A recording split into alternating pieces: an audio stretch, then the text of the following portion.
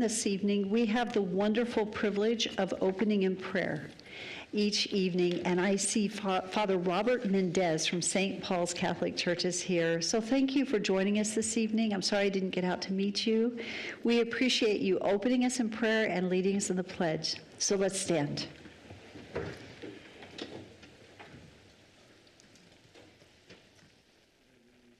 Ask your Holy Spirit, give us the grace today to discern in your will. We trust you, and we ask that you bless all our decisions. Help us to rule according to your will. Help us to rule according to your heart. Helping the families, helping the poor, helping those who need. We ask this through Christ, your Son, who died for us. Bless our work. Amen. I pledge allegiance to the of the United States of America and to the republic for which it stands, one nation under God, indivisible, with liberty and justice for all. Thank you, Father Mendez. Appreciate you being here. Thank you so much. Okay, let's begin with roll call. Rodriguez. Here. Bruner. Here. Jingula. Here. Reynolds. Here. Haverfield. Here. All present. Thank you. So I'm not aware of any proposed amendments to the agenda. Council, do you have any proposed amendments to the agenda? Okay, seeing none, I would stand for a motion to adopt the agenda as presented. So moved. Second. All in favor, say aye. Aye. Any opposed? Thank you. The next item on our agenda is the consent agenda, and I would stand for a motion to approve the consent agenda as presented. So moved. Second. All in favor? Aye. Any opposed? Thank you. So let's see. We don't have any proclamations this evening. So the next item on our agenda is our public forum, and this is an opportunity for Nampa residents wishing to speak on an agenda or non-agenda item this evening. You would be allowed 3 minutes to speak. And so do we have anyone signed up this evening? No, Madam Mayor. Is there anyone in the audience that had intended to speak on an agenda or non-agenda item this evening? Okay, seeing none, we will move on to the next agenda item, which is agency and commission reports, of which we have none this evening. So we will step into staff communications with Tom Points. Crystal is on. Hi, Crystal.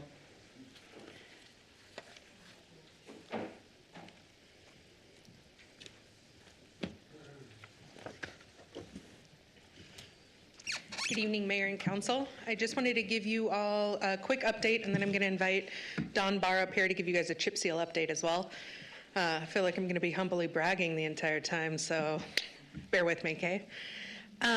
In January, I believe it was the 17th council meeting, we had some citizens come from Nampa Christian schools. I'm not sure if you guys remember, they had expressed some concerns specifically regarding the safety around the school and the school zone flashers. We didn't currently have a policy in place to handle requests like that, but I'm happy to report we were able to partner with them. They ended up purchasing the equipment, where they're going to reimburse us for the purchase of the equipment, and our staff was able to go out and install those flashers. They're already up and running. This week, you'll also see our streets crew as they're finishing up fog seal. They're going to go over there and they'll fog seal around Nampa Christian schools. And then early next week, you'll see some striping happening as we stripe in a new turn bay for them and help them reconfigure their parking lot so it's a safer configuration for all of the people trying to get in the school. So I think it's a really great success. We kind of worked through it together. We were able to accomplish it prior to school starting. I think the week of the 16th it starts. So all around, it was a really big win, and they're very happy with it. Thank you so much, and thank you for getting it done before school starts. Yeah, absolutely. Thank you. With that, I'd love to invite Dawn up here to talk about chip seal updates.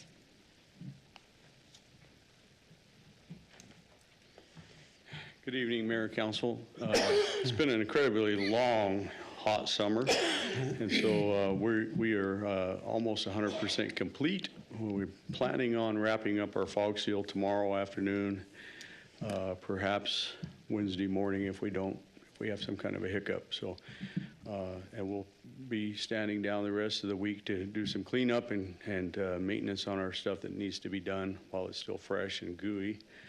And then the following week, we will, like Crystal said, we will be striping, and we're going to start with the midway section, try to get that done before school starts.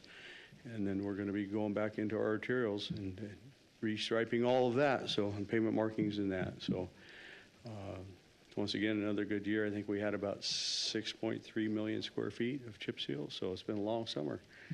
But, and as far as I'm aware, I don't believe we've had any windshield claims again this year. And so we've really refined the process to the point where I wouldn't say we're never going to have one, but we've been pretty lucky the last 2 or 3 years. And that's basically, I think, due to the training that we've gotten for our folks and their good hard work and making sure that it gets done right. So, yeah, I think it turned out to be a good project this year. Council, do you have any questions? I just want to say thank you. I tell you what, Yeah, you're it's welcome. been hot. So here it's cooled down just as you're finishing. So at Yes. least it'll be better for them to Yes. clean the equipment, I guess. Yep. So, Yeah. Well, when it's 100 degrees out there, I know sitting on that chip sealer, it is what, 100 and, about 115 or 20 probably, Yeah, maybe a it's- little hotter than it's that. hot. We didn't get out with popsicles, of which I apologize. No, we took care of that. Did you? I Ice- figured ice you cream did. and Ice cream bars, share a couple times for ice cream, popsicles every day, so Good for you. lots of water. Yeah, well, we appreciate the hard work and keeping the process going, and the extra work, the extra miles that you're picking up. Thank you. You're welcome. Great job. Thank you, Don. Thanks, We guys. appreciate Appreciate you. you. Mayor, just a quick Yes. question. Thanks again, Don. Yes, sir. Thank you. Except you missed it too.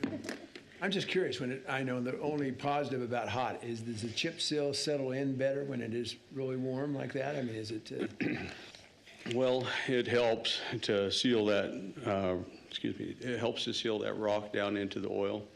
And then for when we're doing our fog sealings, when we really want it hot, because you want it it takes hot. about 15 to 20 minutes, sometimes a little longer. depending on logically, I temperature. thought so, but I was just curious. Yeah, All right. hot temperatures are good for fog seal. Makes it go quick. All right, thanks. You're welcome. Thank you. Okay, we're going to go into section 7 of our agenda. This is new business, and our first action item is the process update regarding the request for proposals for the professional management at the building located at 315 Stampede Drive, which was formerly the Idaho Hispanic Cultural Center. And I would just like to share with council, you actually granted permission for us to move forward with an RFP process. And as I've met with a number of different organizations, the feedback that I'm hearing pretty consistently is pause and don't go out for RFP. And to possibly even consider not giving the oversight of that building to one organization. And of course, didn't have that information until we began this process of listening. So I just wanted to come back to the council and also have a public, unless council would say differently, publicly mention that we probably won't quickly go out for an RFP. Eventually, I would anticipate a commission of some sort that is formed for oversight.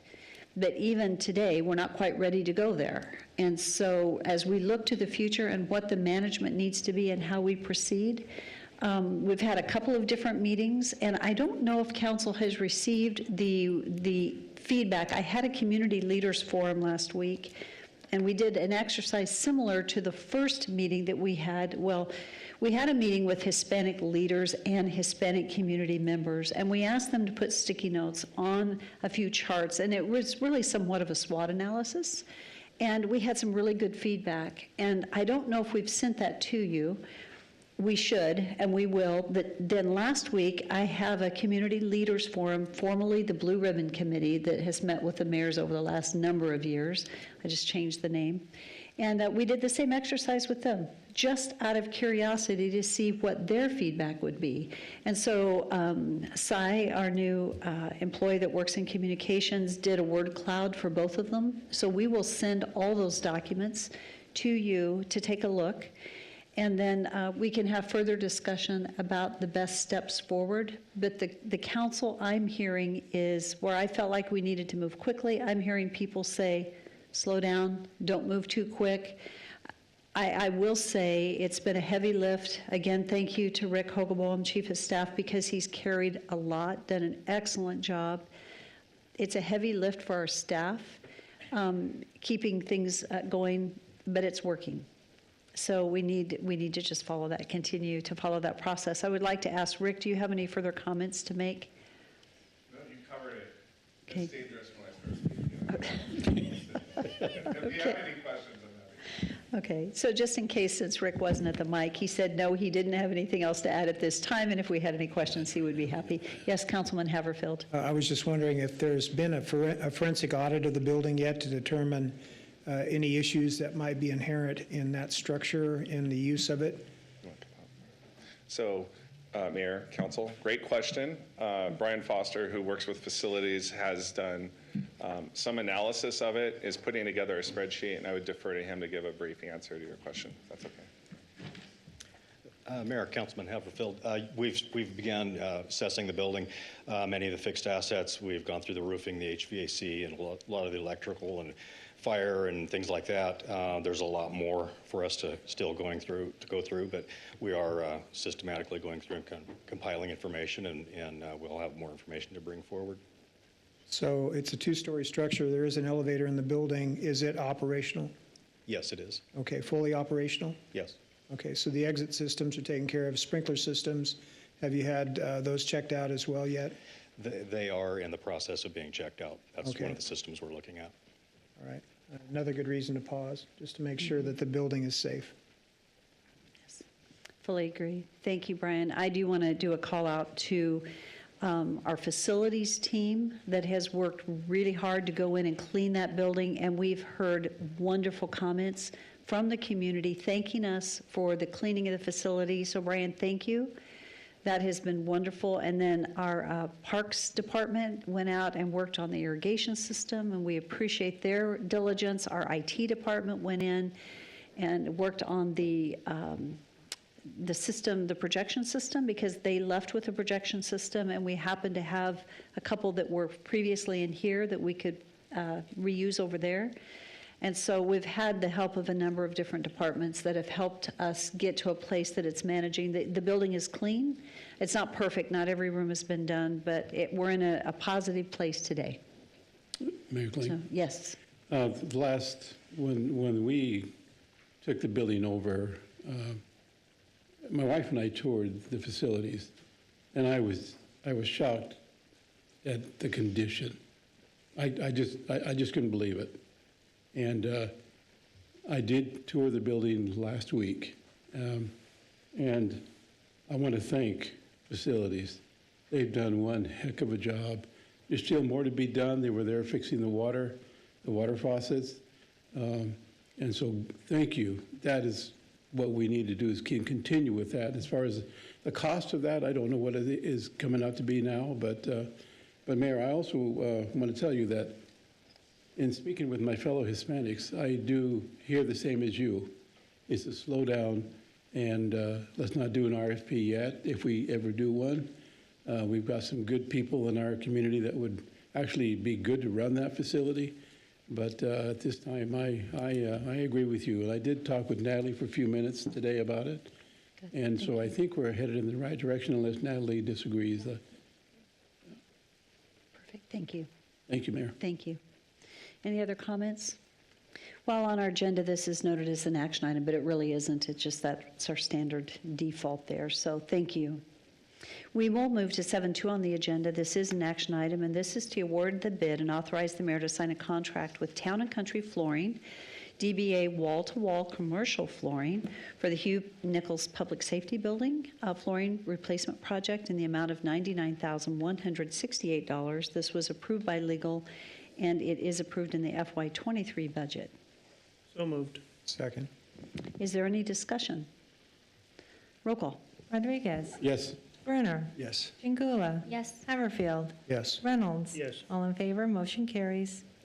Item 7.3 is an action item, and this is the Centennial Golf Course is actually requesting authorization to repurpose $500,000 out of the FY23 Golf Capital Budget Fund that was originally earmarked for the Centennial, it was earmarked for the pavement, the parking lot, and it's going to be moved to the Centennial Clubhouse renovation.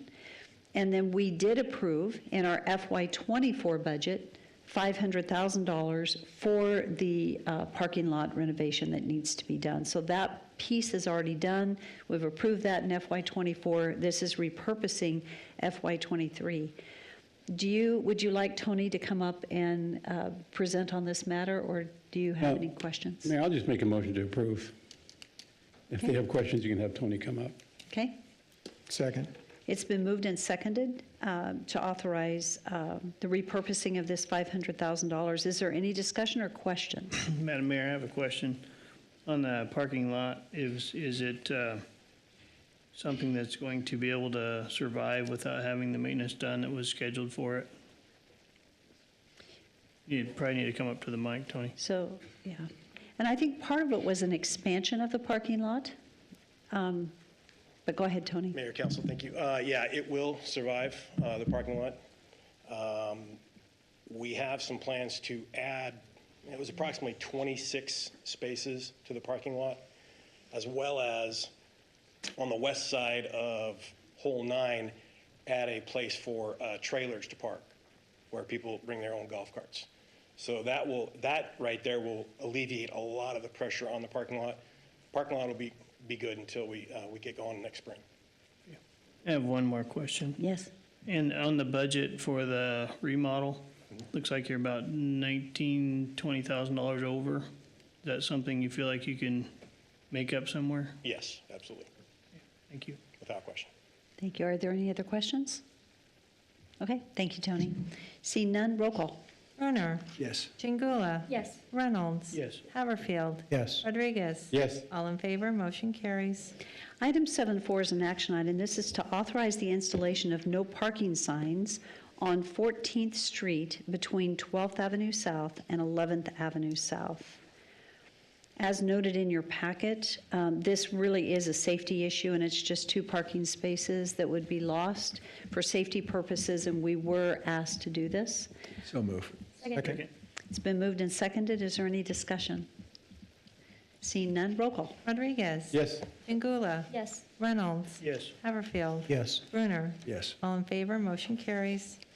Item 7.5 is an action item, and this is to authorize the mayor and the Public Works Director to sign a task order with Keller and Associates for the design and construction of a fan rotary press to meet dewatering needs at the wastewater treatment plant in the dollar amount of $241,706, time and material not to exceed. This was reviewed and approved by legal, and it is approved in the FY23 budget. So moved.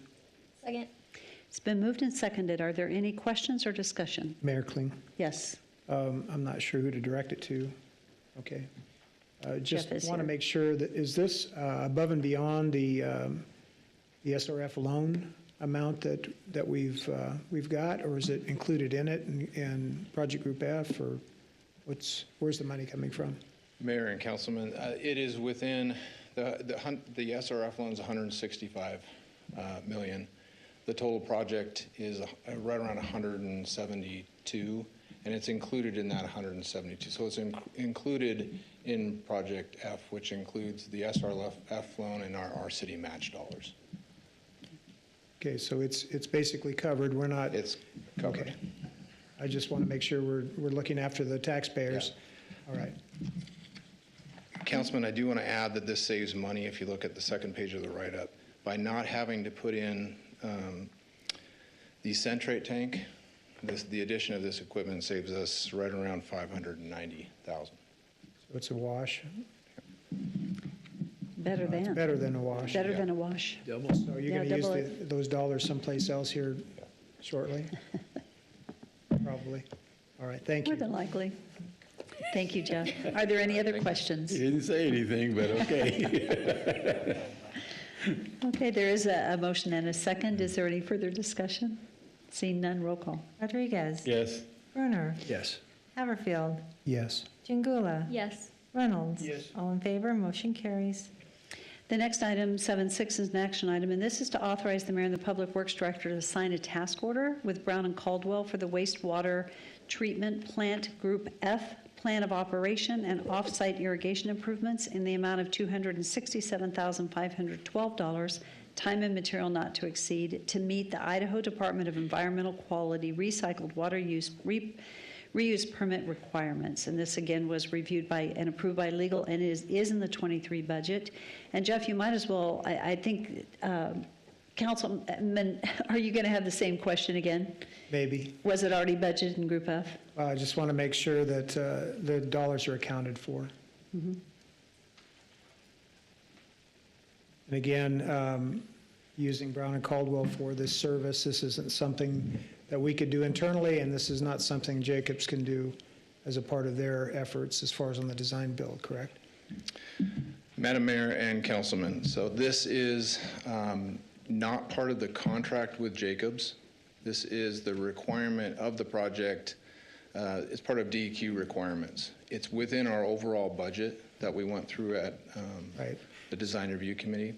So this is in the contingency that we've put aside for it. Yes. I know that we've authorized them as a consultant as on a necessary basis, so just want to make sure, again, we've got the dollars covered. Yeah, this covers two things. The plan of operations is a specific area of expertise for them, and Brown and Caldwell has been with us since the beginning.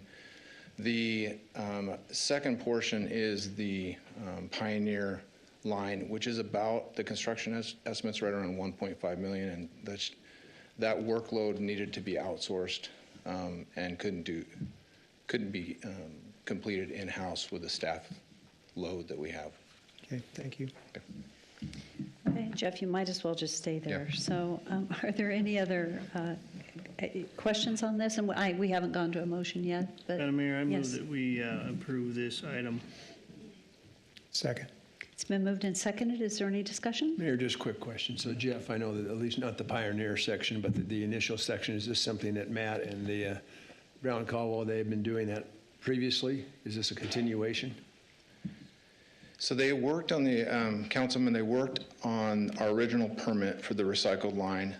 Part of that was we could not spill water into the waters of the U.S., so they have been involved in that portion of this project. So they're already aware of it, I mean, they totally are up to snuff on everything that has been done, needs to be done, et cetera. Correct, Councilman. Since the beginning, they've been on board, so they've helped us out. All right. Thanks. Thank you. Any further discussion? Mayor Kling, one more question. Last year, Brown and Caldwell gave us money back. I thought it was maybe $300,000. Is that still there where this could be used for that? Mayor, Councilman Rodriguez, the city has been transitioning into managing the program in-house. Past years, Brown and Caldwell did that. So we saved several $100,000 by bringing that work in-house. So to answer your question, cost savings, you could look at it as funding the portion of this, certainly. And they still help us out. They have expertise that we need. But Shannon Johnson down at the plant, Logan and the team are managing the project from the city side, and yeah, we're saving dollars by doing that. Okay, thank you. Yeah. Any other discussion? Roll call. Rodriguez. Yes. Brunner. Yes. Jingula. Yes. Haverfield. Yes. Reynolds. Yes. All in favor, motion carries. Item 7.7 is also an action item, and Jeff, just stay put in case we have a question for you. This is to authorize the mayor to sign a resolution declaring the city's intent to execute the Idaho Department of Environmental Quality loan agreement as amended for $135 million, and authorizing the mayor to sign Amendment 4 of the wastewater loan offer agreement. It was reviewed and approved by legal and is approved in the FY23 budget. So moved. It's been moved and seconded. Are there any questions for Jeff, now that we had you sit down? I mean, I said stay whatever. Seeing none, roll call. Rodriguez. Yes. Jingula. Yes. Haverfield. Yes. Reynolds. Yes. Brunner. Yes. All in favor, motion carries. So it is 6 o'clock. Crystal, are you staying the whole evening anyway? You are? Okay. So we've got a number of other new business items, but we may just go ahead and move right into our public hearings. So let's get over to those. So our first public hearing this evening is item 8.1 on the agenda, and this is our fiscal year 2024 budget. Needless to say, a lot of work goes into the budget, and I appreciate our finance department for all the hard work and our department heads. And then especially thank Doug Racine for his oversight and the work that he's done. Mark, I'm going to share a file, please.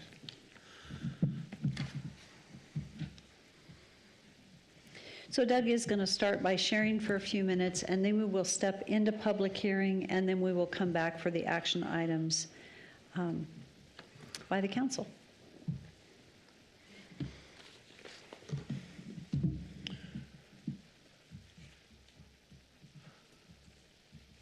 Try and make that readable. Mayor and council, it's a great, I think it's a great privilege to bring the budget before you today and the public for your review and approval. As the mayor indicated, I think this is one year where we put an intense amount of focus on making an accurate budget and improving our processes to be as accountable as we possibly can with the use of public funds. That doesn't mean we're done trying and done improving, but it means we've had a great step forward. So I present to you the budget for FY24, beginning October 1st of 2023, of $278,859,232. In the makeup of that budget, we can see on the budget ordinance, the general government budget of $57,340,348, and the biggest piece of that is the police department of $33,401,000, and then general government of $10,000, and that's primarily the money coming in from shared revenue and so forth that fund that. We have grant funds of $15 million. Doug, Yes. I'll just for clarification, that was 10 million, not 10,000, correct? That is $10,524,935. Thank you for the clarification, Mayor. The enterprise and special revenue funds, including the airport, 911, all the way down through the Fort Idaho Center, streets, utility billing, water and wastewater, $185,695,193. And the small portions, the capital fund of $4.9 million, $4,911,435. And I would remind the council that includes the residual capital of about $800,000 we put in there as a blanket budget for use to be determined by the council later on this year, whether it be for use of the Hispanic Center or elsewhere.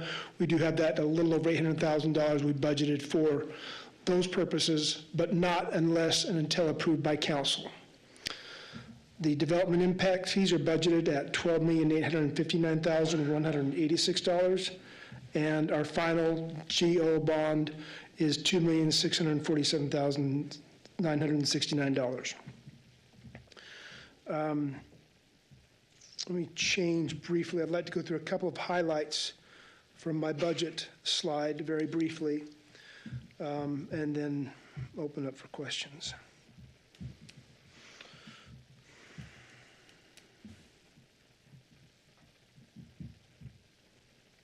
This should look essentially familiar. It's my summary from the budget presentation. I'd like to go to the budget summary paragraph initially. As indicated, we have a proposed budget of $278.9 million. This is rounded dollars. That's a decrease of $57.2 million from fiscal year 23. The proposed capital budget of $114.8 million decreased by $63.4 million. About half of that came from the wastewater treatment plant, as Jeff has testified, is on track, ahead of schedule, and very efficiently planned and executed. So half of that savings is coming from reducing our spend on that, but the other half is coming from more accurate budgetary processes, trying to align the cost in the year with which it will be spent, rather than budgeting for an entire project and then doing an amendment.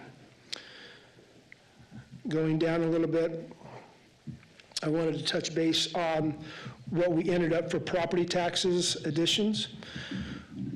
We received new construction taxes of $1,150,961 and annexation taxes of $85,072. The initial budget left out 0.5% of public safety, or 5% of the budget, or the statutory authority, $193,000. At the end, we added that in to supply 2 new police officers, so we ended up assessing for the 3% at a total of $1,159,816. The GO bond tax savings went down because we had less to assess for that. So the net incremental assessment was $1,759,582. A couple of brief comments. Shared sales tax revenues are up so slightly over the prior year's budget, but they're actually budgeted below the current year's expectations. As a brief aside, the most recent reimbursement we received from the state was 3% below prior year. So it went down. We're hoping it comes back up, but as I indicated, that's the area we need to keep an eye on. That's a critical funding source for us. Included in the budget are wastewater fee increase, water fee increase of 0%, wastewater fee to fund the development of the plant of 16.85%, sanitation at 3%, and irrigation at 6%. I think most of those, if not soon, will come before for a public hearing, but that's what's built into the budget. And finally, as we look at the property tax usage, we can see that the general government receives $32.1 million. Keep in mind, I mentioned that the police budget was $33 million. So we're using a good chunk of the federal, or the state sales tax revenues to fund the rest of the general government. Streets, airport, parks are all presented as indicated with modest increases in their use of budgetary authority. And finally, when we look at the breakout of our budget by category, $68.1 million was for personal services. That's up $4.9 million due to new FTEs, its new spending, and wage benefits and other healthcare costs. Healthcare was a real challenge this year. It really spiked on us. Operations, we looked to cut costs there, and we were able to absorb all of the cost increases normally seen in operations and deliver $178,000 of savings in the operations bucket. So we went to virtually every account, and we'll do it again next year. But we went through every account to look for opportunities to save money. Debt service includes the GO bond and current DEQ loans and other borrowings the city has of $4.5 million, and transfers and allocations in and within the city of $22.8 million for the $278.9 million budget. And with that short presentation, I would open up to questions from the council or whoever might have a question. Thank you, Doug. Council, do you have any questions before we move into public hearing? I don't see any. And just for the audience, Doug, we went through a number of different meetings. We did a workshop with council to lay the foundation for the budget, and then we had, I don't know how many hour actually workshop going through the budget prior to getting to this phase. So, Doug, I don't think there are any questions, so okay. Seeing none at this time, if some arise after the public hearing, we'll certainly let you know. So this is actually a public hearing, and it's the opportunity for the public to weigh in and ask any questions, well, actually share their thoughts regarding the budget process. So do we have anyone signed up? We do not, Madam Mayor. Okay. It doesn't appear that we have anyone signed up to testify this evening on behalf of the budget at the public hearing. Is there anyone here that had intended to do so? We would like to give that opportunity. Okay. Seeing none. I would like to say before we close public hearing that we actually hosted a couple of different workshops. Sharon, I appreciate the Harrises being here because they did attend one of the workshops for us, and we appreciated that because as much as we worked diligently to get this out, we did have low participation in the workshops. We had 2 different workshops, one here during the noon hour, or at the end of the day, I can't remember, in the council chambers. We had one at the library at a different time on a different day to give varied opportunities for public input. We also videotaped the presentations, and we sent it out through a number of different locations to where the public could be well-informed before the workshop. And then tonight's our second night. So I'd like to say that, to say we've done our due diligence, we've done everything we can to get the word out. But if there is no one here that had any comments, I would stand for a motion to close the public hearing. So moved. Second. It's been moved and seconded. All in favor? Aye. Any opposed? Okay. So with that, are there any questions for Doug before we move into an action? So the action that we would have tonight would be the first reading of ordinance adopting the fiscal year 2024 budget, and it would be requested to pass under suspension of rules. Does council have any questions or comments before we move to that direction? Nope, okay. An ordinance appropriating funds for a 12-month period from the first day of October 2023 to and inclusive of the 30th day of September 2024 to defray the expenses and liabilities of the City of Nampa for said fiscal year, specifying the objects and purposes for which said appropriation is made, authorizing a levy of a sufficient tax upon the taxable property, providing for repeal of conflicting ordinances, directing the city clerk to file certified copies of this ordinance with the county commissioners and Idaho Secretary of State, and providing an effective date, referencing sources and uses of the funds and appropriating monies, specifying a process for expenditures of funds, and establishing an effective date. Mayor Kling, Yes. make a motion to pass the ordinance as read under suspension of rules. Second. Is there any discussion? Roll call. Rodriguez. Yes. Brunner. Yes. Jingula. Yes. Reynolds. Yes. Haverfield. Yes. All in favor, motion carries. And I would like to double check before we move on. We did not need a separate vote, just approving the budget. Is that correct? As a council action, that the first reading of ordinance actually accomplished that approval? Correct, Mayor. Thank you. Okay, well, I want to say to council, thank you for the due diligence, because the council is responsible for budget ultimately. And I know you guys took time to visit with department heads, and I just appreciate your oversight. And I think we did something we've not done in a long time, and that was taking that extra percent, going to 3%, specifically to fund 2 police officers, which kind of goes against who we are a little bit, right? But I think I appreciate the transparency and the hard work that goes on within our budgeting process. And so I just want to say thank you to council to funding the police officers, because our citizens are saying public safety is really, really important. We need those officers. So I just want to say thank you for that. And thank you for your due diligence. So appreciate you guys. Okay, 8.2 is an action item.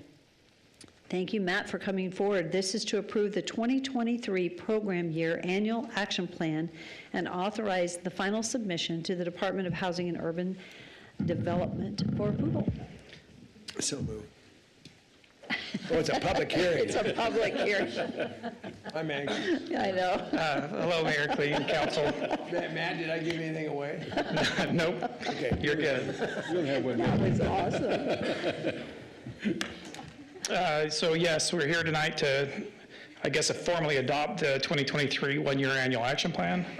This is, just as a reminder, just something we do annually in order to receive the funding we get from the Department of Housing and Urban Development.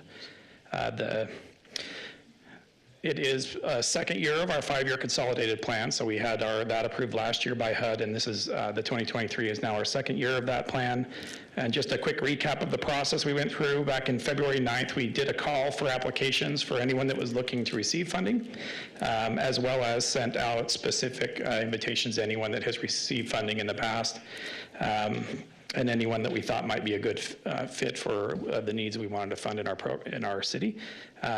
The application, we provided an application workshop February 27th that just went over the application process, gave some technical assistance to a few applicants that just had questions about how to apply and what information was needed. And March 28th, the application round closed, and then we had a review of applications in the first part of June. We came before council on June 20th to do a funding allocation, so we presented the information. That particular meeting, council authorized the $1,225,463.79 allocation of funding, at which point we've opened a 30-day public comment period that expired at the end of July, and now we're back before you today to adopt that particular allocation and authorize me to submit that annual action plan to HUD on or before the 16th of August.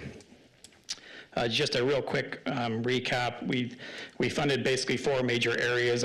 We've lumped them into categories that HUD tends to group them in, and one is public facilities and infrastructure, which are things like ped ramp improvements, facility improvements for ADA access. We have currently funded that with $612,241.78. That will, I believe that is going to currently fund 4 projects with a little bit left over in case we run over in any of those. We also fund funding towards housing activities, which includes our home repair loan program, our Healthy Homes program, and basically the affordable housing or housing affordability sort of general pool of funds. That totaled $376,012.55. And then public service, which is the portion that we are capped at a 15% maximum of our grant allocation each year that we can give to public service. We have funded that at council's request for the full 15% this year, which put us at a total of $104,665. And then administrative and planning activities, which is just general overseeing of the program, monitoring subrecipients, all the things that go along with this. Money that we receive is capped at 20%, and we currently funded that at 19 at $132,554.46. And if you need this to be bigger, I do have another presentation. All right. So if you have any questions about that, I think we covered it really well at the August 20th meeting, but this is a public hearing, so I'd love to see if anyone signed up to speak. Matt, thank you. You bet. So council, do you have any questions for Matt? Okay, seeing none. Thank you, Matt. Okay, this is a public hearing. Shar, do we have anyone signed up? We do not, Madam Mayor. Amazing. Okay, so is there anyone here that had intended to testify that did not get signed up? Okay, seeing none, I would stand for a motion to close public hearing. So moved. Second. All in favor? Aye. Any opposed? Okay, what is the will of the council? Do I get to duplicate my motion? Yes, you sure do. So move. Second. It's been moved and seconded to adopt the 2023 one-year action plan and authorize submission to the Department of, I just lost it off the screen, but I think we're all good. The Department of Housing and Urban Development for approval. Yes. Thank you very much, Council and Mayor. Okay, so roll call. Oh, sorry, yeah. That's okay. Jangula, Yes. Reynolds, Yes. Haverfield, Yes. Rodriguez, Yes. Bruner. Yes. All in favor, motion carries. Thank you, guys. You got me Thank clicking you. out of the presentation too fast. Yeah. I tried. Okay, we're ready for item 8.3 on the agenda. This is another action item and public hearing, and it is proposed amendments to the Downtown Business Improvement District, ordinance number 1946. This is modifying the application collection, method of calculation, and rate of special assessment within the Nampa Downtown Business Improvement District number 2. Hi, Matt. Are you our Amber tonight? You're presenting. Well, it is kind of our idea, so Amber put me under the gun. Thank you, Amber. Thank you so much. I'm more than happy to be here. Madam Mayor, members of the council, thank you for your time tonight. I have a brief presentation for you guys. I promise we'll keep it moving. Just a little bit of background for those of you unfamiliar with the Madam PID. Mayor, Yes. just point of order, could you please state your sorry, name for the Matt. record? Yes, Matthew Lind, L-I-N-D. And your address. 2423 College Ave, Caldwell, Idaho. Thank you. But operating local business, Correct. Yes. My business is located at downtown Nampa on First Street South. yes. Madam Mayor, I'm sorry if I might insert myself a little bit on this one too. If those offering public comment, if they could also state the property, if any, that they own in the district. Thank you very much. Thank you. Excellent. I think that takes care of formalities then. Yes. We'll move forward then. So the Nampa Business Improvement District Number 2 was established in 1985 to provide enhanced services for the downtown area to promote businesses and activities within the district. The BID serves in an advocacy role for business and property owners operating in the BID. And as far as enhanced services, we feature such things as landscaping improvements, seasonal plants, flowers, enhanced sanitation services, such as the weekly street trash bin service, seasonal cleanup activities, and others. Funds from the BID also go towards improvements in the district, such as seasonal decor, downtown events, and funding of economic development efforts through marketing and business retention and recruitment.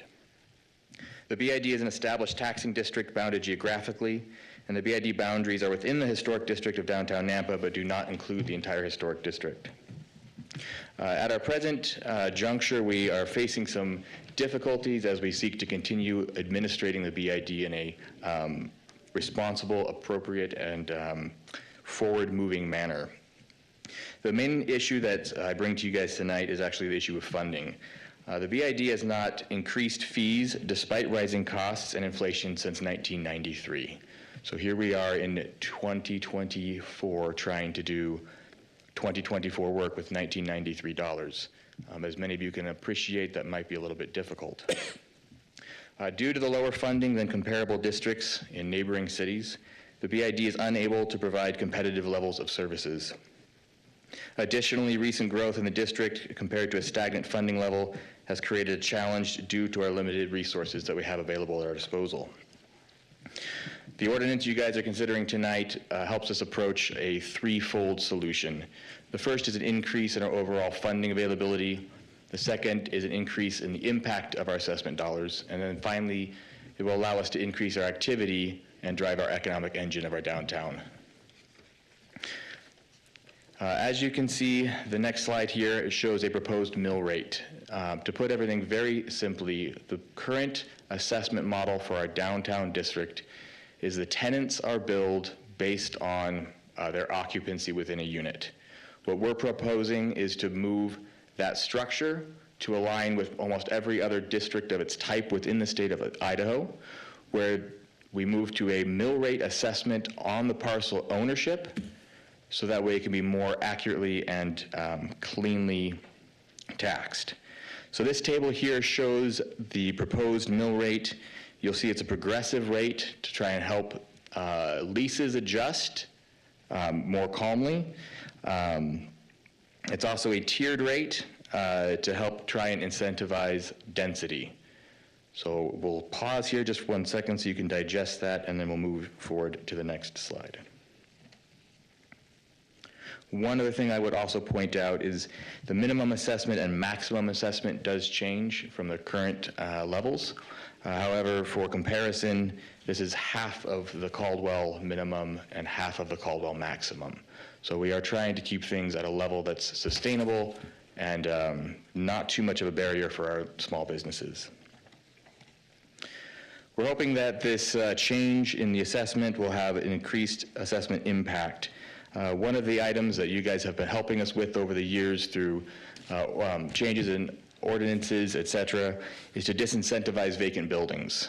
We're hoping that this change in the assessment model might actually help with that issue as well, because a vacant building means you do not have tenants to pass that assessment on to. Additionally, we have the challenge of the assessment collection rate. Currently, we're only collecting approximately 60% of our nominal assessments. This is largely due to the fact that it is difficult to maintain the assessment rolls as businesses quickly move in and out of our district. Because we do not have, for instance, a business license, there's no centralized way of tracking who comes and goes in our business community. Whereas the ownership of a building or parcel changes much more slowly. Those records can be accurately verified through the county assessor's office, so we can get that number much closer to an acceptable number and beyond the 60%. Additionally, we currently spend a lot of time simply trying to maintain the accuracy of our roles. That takes a good bit of our personnel funding allocation. So being able to move to this different model helps make that a little bit more efficient. Finally, what is it we want to be doing with these additional funds? Well, increased activity of our overall board mandate. So additional seasonal decor, additional things such as the ambient speakers we got installed over the last year, the Wall Street beautification project that we're partnering with NDC and Main Street, wayfinding and gateway monuments to help bring our downtown into a spotlight, and then additional sanitation and beautification projects. I would draw your attention finally, as I close, to the letters of support that were included in your packet today. If you'll note, we have one from Clayton Bora of Timber and Steel Gym, and an additional one from Kevin and Lisa Myers, known to many of you, owners at the Flying M Coffee Garage. With that, that's actually all I have for you tonight, but I'd be happy to entertain any questions you might have. Matt, thank you so much. Council, do you have any questions? Mayor, I do. Yes. Matt, thank you for all your hard work on this. This is quite amazing what you've done, what your board has done, actually. Answer this, how many property owners are in the downtown area? If I'm not mistaken, it's approximately 110. Okay. And then how many business owners are there downtown? That's a good question. That's one of the difficulties we're having, sir. Okay. Yeah, you don't. Currently on our rolls, we're assessing around 130 to 150 businesses off the top of my head. Like I said, that's been a challenge to really nail down exactly the current number of tenants. Okay, so how many members are there to the VID now? That would be the approximately 130, sir. And what do they bring in a year by dues? The nominal assessment of the current nominal assessment of our district? Yes. I believe that would be around $75,000 to $80,000.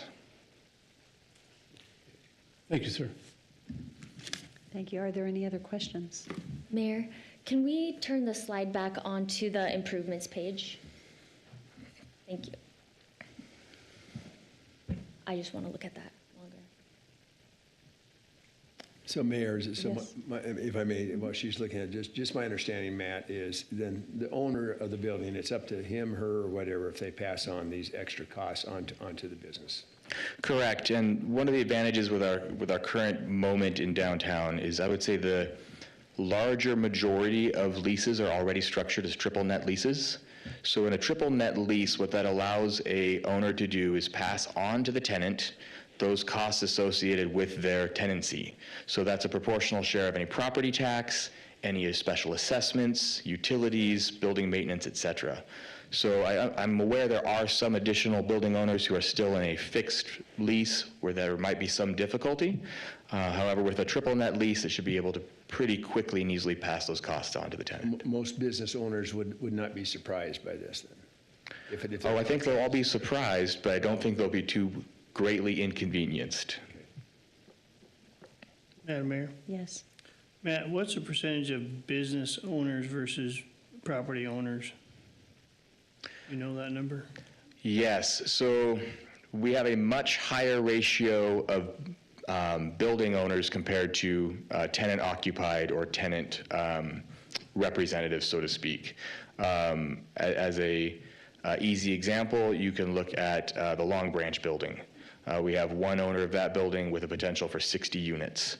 And then you have, just off the top of my head, I can think of 5 other individuals who own at least 3 buildings in the downtown area that probably represent anywhere between 5 and 20 tenants, depending on the buildings they own. And a follow-up?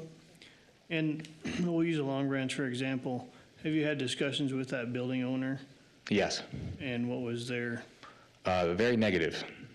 Very negative. Thank you. Are there any other questions for Matt at this time? Matt, we may have you come back after the public hearing in case we have more questions. Thank you. Thank you so much. Appreciate it. Okay, this is a public hearing, and we do have a few people signed up to testify. Madam Mayor, our first speaker is Russell Leary, and on deck is Margie Potter.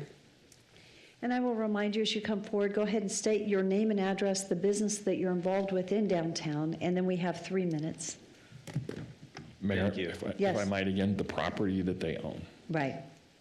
Well, the Thank you. property that they own or the business they own, because they may not be a property owner. Correct. If they could clarify that, if they have a business but they don't own property, great. If they have a business and own property, we need to know the property they own. Thank you. Thank you.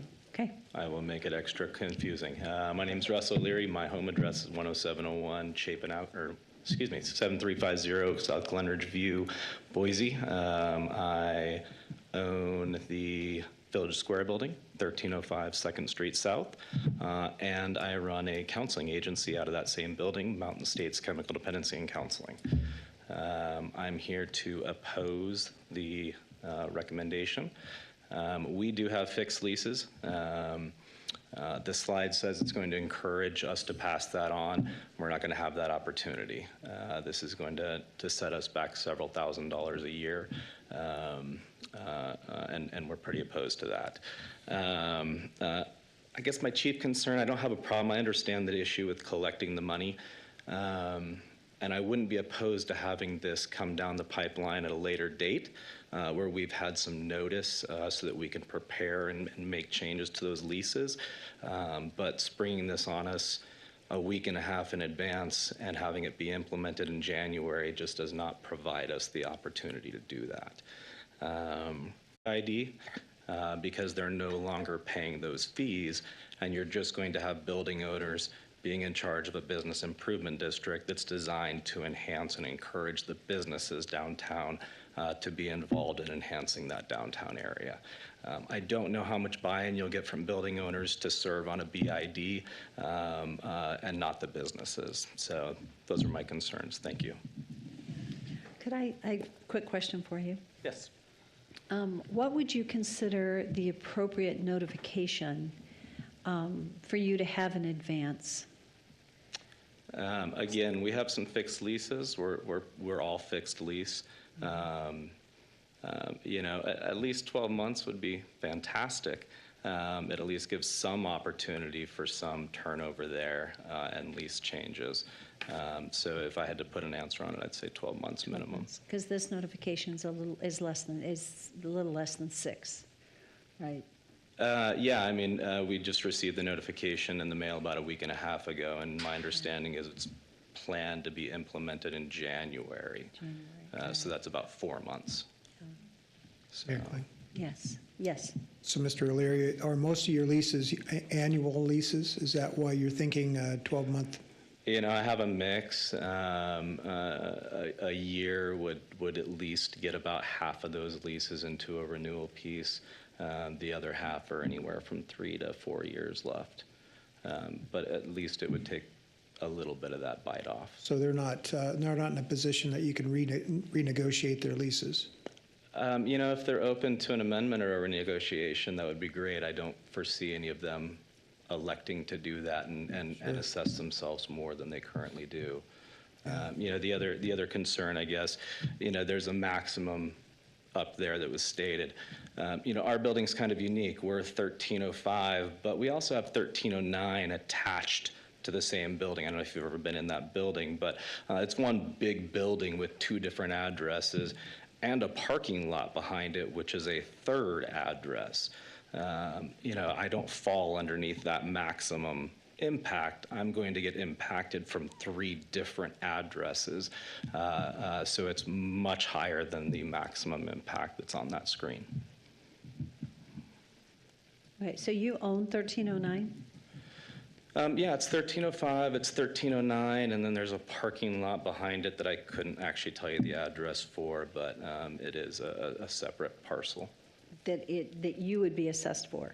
All 3, correct. All 3? Okay. Yep. Thank you. Are there any other questions? Thank you very much. Thank you for your time. Appreciate it. Madam Mayor, our next speaker is Margie Potter, and on deck is David Ferdinand. It's now I wish I had a bigger phone. I printed this out. Mayor and Council, Margie Potter, 1811 North Cobble Way in Nampa, 83651. I'm not a business owner or do not have a business in the downtown, but I am a member of the Downtown Nampa Economic Vitality Committee. I am in favor of the proposed amendment of the ordinance number 1946, which seeks to enhance the application, collection, and method of calculation of the special assessment within the Nampa Downtown Business Improvement District Number 2. This amendment to the ordinance could increase funds for beautification, media, and marketing, and has great potential for revitalizing our downtown area. By allocating more resources to media campaigns and marketing initiatives and equipment, we can effectively draw attention to the unique offerings and attractions of our downtown district, ultimately driving higher foot traffic. This heightened visibility will undoubtedly translate into increased sales for local businesses, providing a substantial boost to their bottom lines. Also, what makes this proposal really appealing is the potential to be self-sustaining. By allocating a portion of the enhanced assessment revenues towards media, marketing, and beautification efforts, we are essentially investing in the downtown's future prosperity. As foot traffic increases and businesses experience higher sales volumes, the additional revenue generated can contribute to covering the cost of the increase itself. This forward-thinking approach not only ensures the success of the proposed changes, but also underscores the city's commitment to its growth and development. In short, the amendment of the ordinance presents a well-rounded solution that promises a symbiotic relationship between increased investment, higher foot traffic, boosted sales, and the self-funding of its own implementation. So thank you for allowing me to speak. Sorry for not looking up so much, but. Thank you, Margie. Madam Mayor, our next speaker is David Ferdinand, and on deck is Jeremy Lopez.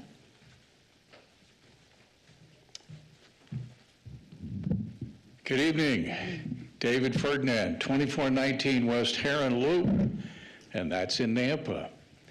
The gentleman that asked me to speak. Real quickly for clarity, do you own property or a business? No, I'm downtown? about to tell you.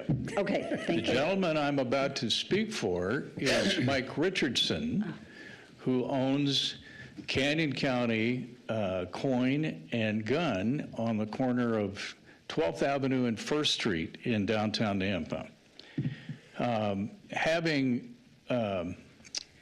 been involved in several of these kinds of programs over the years, I told him, he's out of town, by the way, or he would be here tonight, but I'm asking the City Council to really postpone any action on the vote to change the Business Improvement District until those who have been asked to pay the funds for this district have the opportunity to review the plan.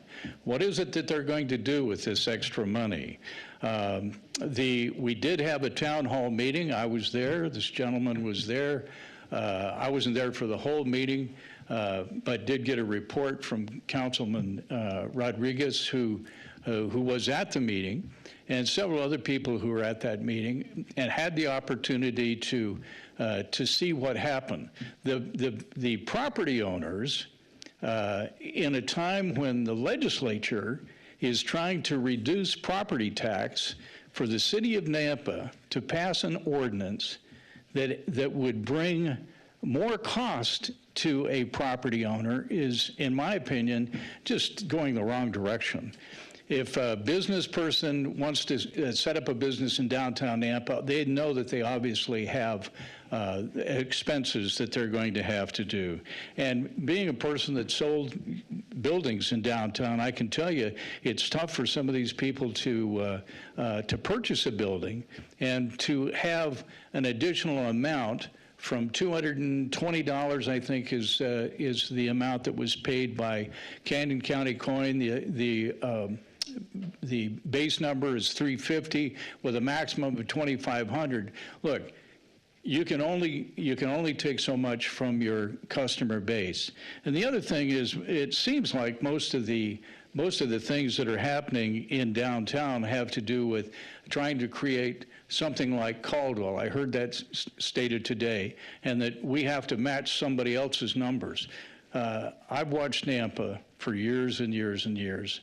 There have businesses that come and go depending on what's going on around us. We need to continue to help the property owner, the business owners and the property owners to, if you're going to have a functioning organization, to make sure that they have input on what is going to happen with the money, who's going to benefit from it, to make sure that all that benefit, and maintain parking instead of removing parking from downtown, maintain that customer base and the opportunity to access those customers in your business. May I just conclude by saying either table it, postpone it, or please vote no to impose a tax on the property owners in downtown Nampa. Sure. Thank you, David. I'll get my mic on. Thank you Stand very for much. any questions. Council, do you have any questions? Yes. So David, as I listen to the back and forth, obviously there's both sides of the issue being represented tonight. I'm just wondering, from a business or from a property owner perspective, do you think this would be a disincentive to property ownership? Do you think it's an incentive in some way if there's others that are participating in the shared cost of improvements? So I'm just wondering, from your perspective of seeing those looking at purchasing buildings in downtown, along with those that would be interested in maybe occupying those buildings in downtown, do you see this as a disincentive to doing so? I think that's a great term, Mayor, Councilman Haverfield. I think that's a great way to put it. It's a disincentive because it puts one more tax. At one point in time, we had about 63 taxing districts in Canyon County. When you keep adding a tax, whether it be for a cemetery, a library district, whatever it is, they usually look at specific needs that are in a downtown core, in this case, specific needs. And so if you're going to buy a business, you're going to buy a building in that downtown core, you're looking at what is it going to cost me to operate, run that business, and what's my future? If I invest a certain amount in that business and I see that business core is going to charge and not charge that property owner, but yet not charge the business, and leave the collection of those monies up. One more example of, in my opinion, a wrong way to put together or collect funds is to make the property owner do that from that individual company that's leasing the space. It does put a disincentive on the property owner and the way in which that they have to operate their business. So. Well, that was my thought. The other side of it is these buildings that are in downtown that are not being fully utilized or occupied. Obviously, we'd like to see those be fully occupied and being used, and then the economic driver that creates in our downtown core is important. So that's why I was wondering the weighing of one versus the other. Does it make sense to try to incentivize in some way, or is it going to be more of a disincentivizing that will be taking place if we put this on the backs of the property owners downtown? So you haven't answered it yet, but I'm listening. Okay. Mayor and Councilman Haverfield, I would say the economic driver, if you charge the property owner more money, he's got to charge his customer more money. if there is a way that you can create more economic impact in a downtown core. I know I was part of the Downtown Nampa volunteer group when we did the Thursday night, I think it was Thursday or Friday night, so that we started in downtown Nampa, and it was all a bunch of volunteers. We didn't spend a lot of money to make that thing happen. So that did not affect that business other than bringing people to make them aware of more customers or aware of more businesses that are in the downtown core, but did not impact the property owner's monthly outgo or whatever it is that they're going to have to pay to upkeep that building. Now, in order to improve the tenant rate in downtown, I think there are several things that we could do. And quite frankly, I think getting those business owners together, I took a list, there were 127 people on the list. Many of those people that are listed in this downtown property owner area, Nampa School District, City of Nampa. I'm telling you, when you hone down this list to see exactly how many people are going to have to pay this, I haven't heard the correct number yet. Okay. Thank you, David. Mm-hmm. Thank you. it. Madam Mayor, our next speaker is Jeremy Lopez, and on deck is Robert Ayers and Terry Ayers. Madam Mayor, members of the council, I'm Jeremy Lopez, 123 Sunnyside Drive, Caldwell, Idaho 83605. I own a building downtown in Nampa at 206 and 208 12th Avenue South. I also have my business there. It's a split-use building where I have my business, and then I also have other tenants who lease portions of the building. So I am speaking against this today, but not because I'm against the idea necessarily, just against some of the execution and some of the ideas behind what I've read in the resolution, the 3 pages that I have received. I do have fixed leases for my tenants, so I wouldn't be able to pass that cost on. They range 2 to 5 years, so it would be a while before I could do that. But I'm actually not concerned about that because that's just not how I am, I guess. But I do also have 2 addresses, so as one of the previous speakers mentioned, I believe it's 1 parcel, but 2 addresses, so I don't know if I'd be capped at $2,500 a year or $5,000. There are questions that I would have on that. I don't believe they are necessarily, everything is well outlined in the plan. I did think also that the original speaker, Matt, I don't remember your last name, Matt Lind, was a little bit disingenuous about the Wall Street Improvement Project. When I had spoken with them this week, I was informed that it was not in any way part of the Business Improvement District. And so if it's in cooperation, these funds are not going to that project, and that is completely separate with separate funding from what I've been told. So that is something that shouldn't be taken into account. And that does directly affect my business, as I am one of the businesses that would have the application of art during that project, but I've been told that it is not part of this funding. So I don't know where this funding actually goes is my main issue here.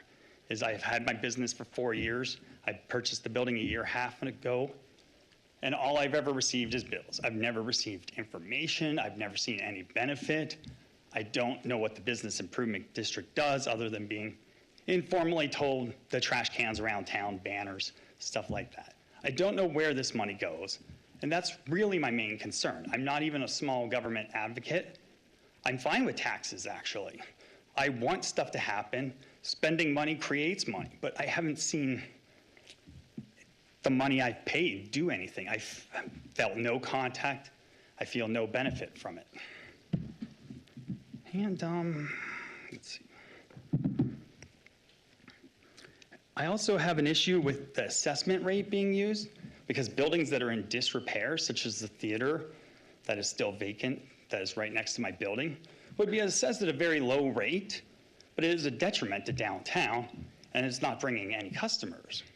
Active businesses bring customers, so I am creating businesses, or I'm creating customers in my building. I didn't state the name of my business. I have Jeremy's Downtown Arcade, so I forgot to mention that, but yes. So I'm continuously driving foot traffic where there's an empty building right next to me that would be assessed at a lower rate because it's completely destroyed inside. The roof is like, the roof half just left open to drip in. It would be assessed at a lower rate, and they would be paying nothing while being a detriment to downtown. I took exception with some of the other exceptions in here that would be that nonprofits and government organizations and quasi-government organizations would be exempt from this, where if they want to be in the business improvement district, which is downtown driving traffic, and those agencies, those functions, generally do not drive traffic. They are not driving traffic to improve downtown. They are also not paying to improve downtown. They are existing in the business improvement district without any value to anybody else. Madam Mayor, time.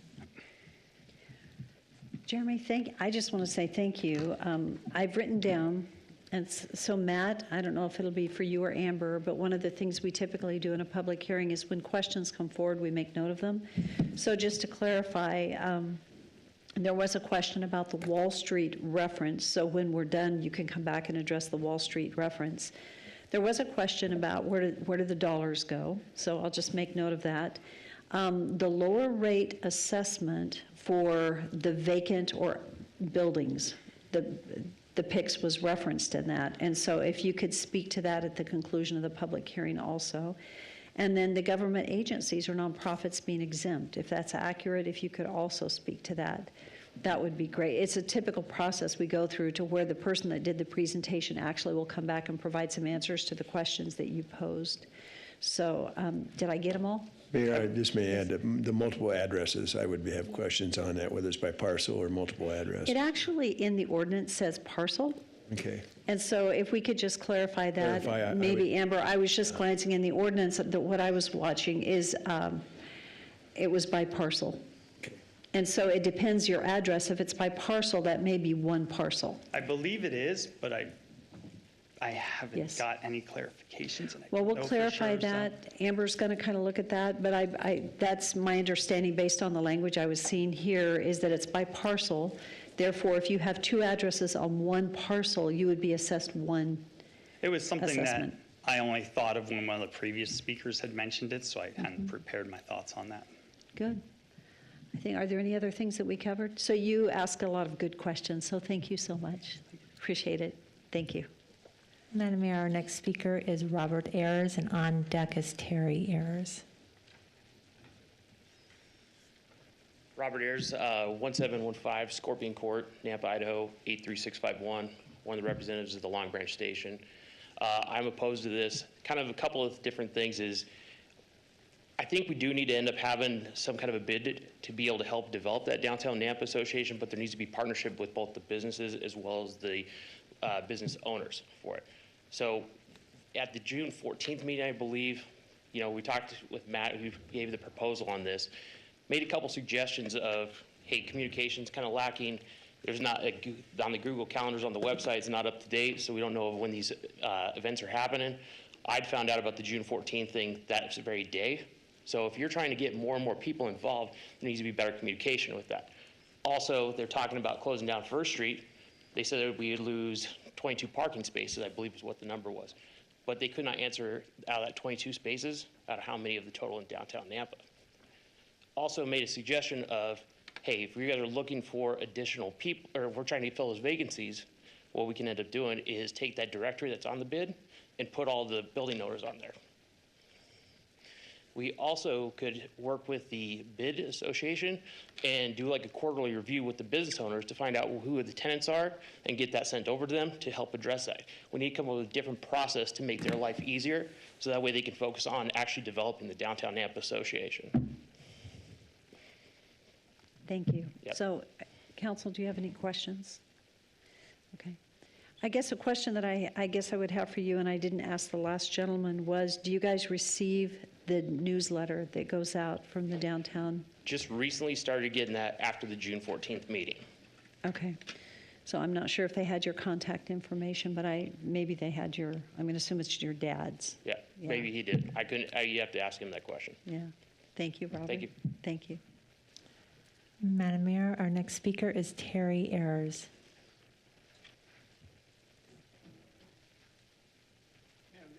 Good evening. Yes. And I don't have copies for everybody. This is the original, way back in 1980-something. Thank you. So I have Thank an you. in-depth Thank you. knowledge of what's happened in downtown over the years. And if you have one for everyone, we're happy to pass them down. I'm coming to that. Thank you. We're not getting you on speaker right Okay. I think there's enough. And as to So hang on 1 second till you talk, only so that we have you on microphone. Oh, That's the sorry only, about that. no, that's okay. So we'll put you on microphone in just a minute, and we'll need a couple more going down this direction. coming. Thank you. Whoops. I think that. There you go. Mhm. I think we got it. Do you have any more? Now, as to Okay, so this, he's saying As as, to- here, just a second. information about property owner, Hang on just a second. Hang on just a second. Well, thank you. You can do, yeah. So let's start, since you're handing out. So this is Terry Ayers, and if you can speak into this microphone real quickly, and you own, and then we'll talk about what you're handing out, and we'll use this microphone. That way we capture you. my name is Terry Ayers. I represent TerraCorp. TerraCorp is the corporate company that owns the Long Branch Station. Okay, thank you. Commonly known as the Long Branch Station per year, per my outline there. This outline, thank you. And then just for the record, so he handed us a presentation tonight that we're going to go through, and then you were starting to mention another document. Yes, ma'am. I provided the original downtown redevelopment binder there that has been in progress for more than 2 days. Yeah, I haven't started that. Okay, I'm sorry, and we'll start. So let's go ahead. Did you have something else to hand out? Sorry, Madam Mayor, just a point of order. I'm just providing him some extra time to provide us the handout. Are you actually doing your presentation? Because I will need to start the timer then. Okay. I'm trying to disseminate information that the city council had either been informed Thank of you. or had questions thereof. Okay. Perfect. So we may share these for now. Can pass one that way, one that way, and we'll share this way. Due to the fact that I was out of town this last week, I didn't have time to print copies for everybody. I That's fine. apologize. No, we're good. Thank you so much. Okay, so we'll go ahead and start your time, and we'll let you step to the mic and share with us what you would like to share with us. Okay, once again, my name is Terry Ayers, representing TerraCorp. We have the property property at 16 12th Avenue South, Nampa, commonly known as the Long Branch Station. It's a combination of several buildings. Not only that, we also have a parking lot, which is used by downtown patrons, even though it's marked as for Long Branch Station only. We are opposing resolution number 19-2023. Background, we've invested, our corporation has invested heavily in downtown since 2000. We've been participating in the original downtown redevelopment. I've passed out the binder there. Participated in the original CNDC, Central Nampa Development Corporation. Invested heavily in downtown, both financially as well as time. I've seen all the plans over the years that, it's totally amazing. And they're not well thought forward, and I go back to all types of items.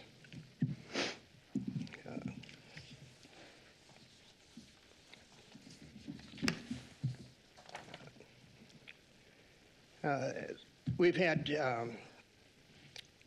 they've had problems with, they're talking about doing away or doing stopping traffic on First Street.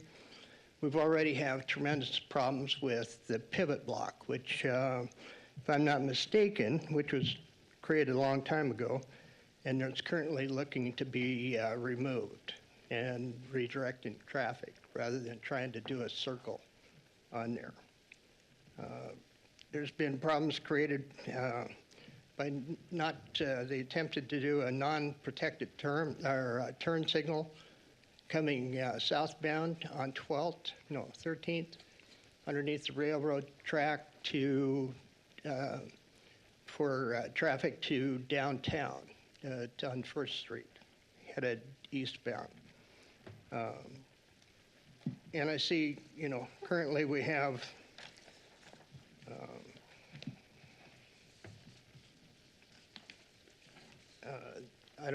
I'm sure everybody's read the Boise Dev article about all the proposed items on there.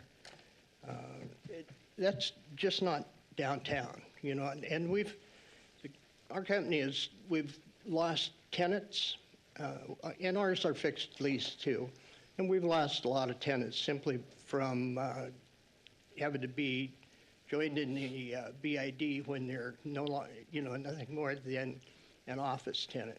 Prime example, we'll take Maria Mobbitt, who's a well-known lady around town. Madam Mayor, time. Okay.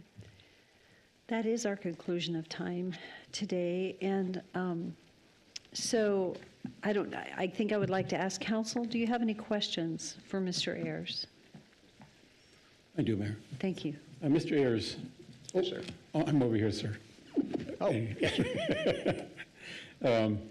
Over the last year, tell me how many times you've had contact, verbal, written, email, calls from the BID with different proposals for you. I think once when it was, they sent it out to that newsletter for the town hall. And we have, the lack of accountability is a real problem with the BID. And to push it further forward, I find it fairly appalling. We've sent multiple emails, if you care to have a look at them. These are emails sent from us to find out about the billing. Never once a response. We were told by evidently a new employee that they didn't have address or they didn't have the email or something. It continually has been a problem. And So- we've put out a lot of effort over the years. Are you a member of the BID? Well, that's a good question, because we're a property owner, and the BID, which I believe stands for Business Improvement District, we're not a, quote, business in downtown, even though we are assessed, and you're right, we have been assessed by parcel. So our parking lot is a parcel, and we're assessed for that too, even though it's pretty hard to put a business there. Mr. Ayers, it appears that there's always a discussion when it comes to the downtown business areas that for revitalization that the Long Branch always comes up as to why and what. It's the second largest taxpayer in downtown. Pardon me? Second largest taxpayer in downtown. I see, okay. So is there another alternative that you could do to your business that would, or to your building, I should say, that would enhance the downtown area? We don't have, there's really nothing we can do. We're struggling still with, the COVID. problem to shut us down. We've had to, it's been an ongoing fight with Farm Bureau Insurance to try and cover the sprinkler that broke, on the First Street side. And anybody that says that we're leaving the places empty because it's less taxes, I'm calling them out on that. I'm always looking for tenants. And yes, we have lost copious amounts of dollars from tenants that just said, we're not paying and we're gone. And I can be glad to show you how many thousands of dollars that I've lost because of that. So you're saying it's probably more of a financial burden on you so far? Yes. Okay, thank you, sir. And yet, you'll see me out there picking up trash, cleaning it up. We have graffiti problems downtown. We have vandalism problems downtown. And I can point to a very specific, on First Street,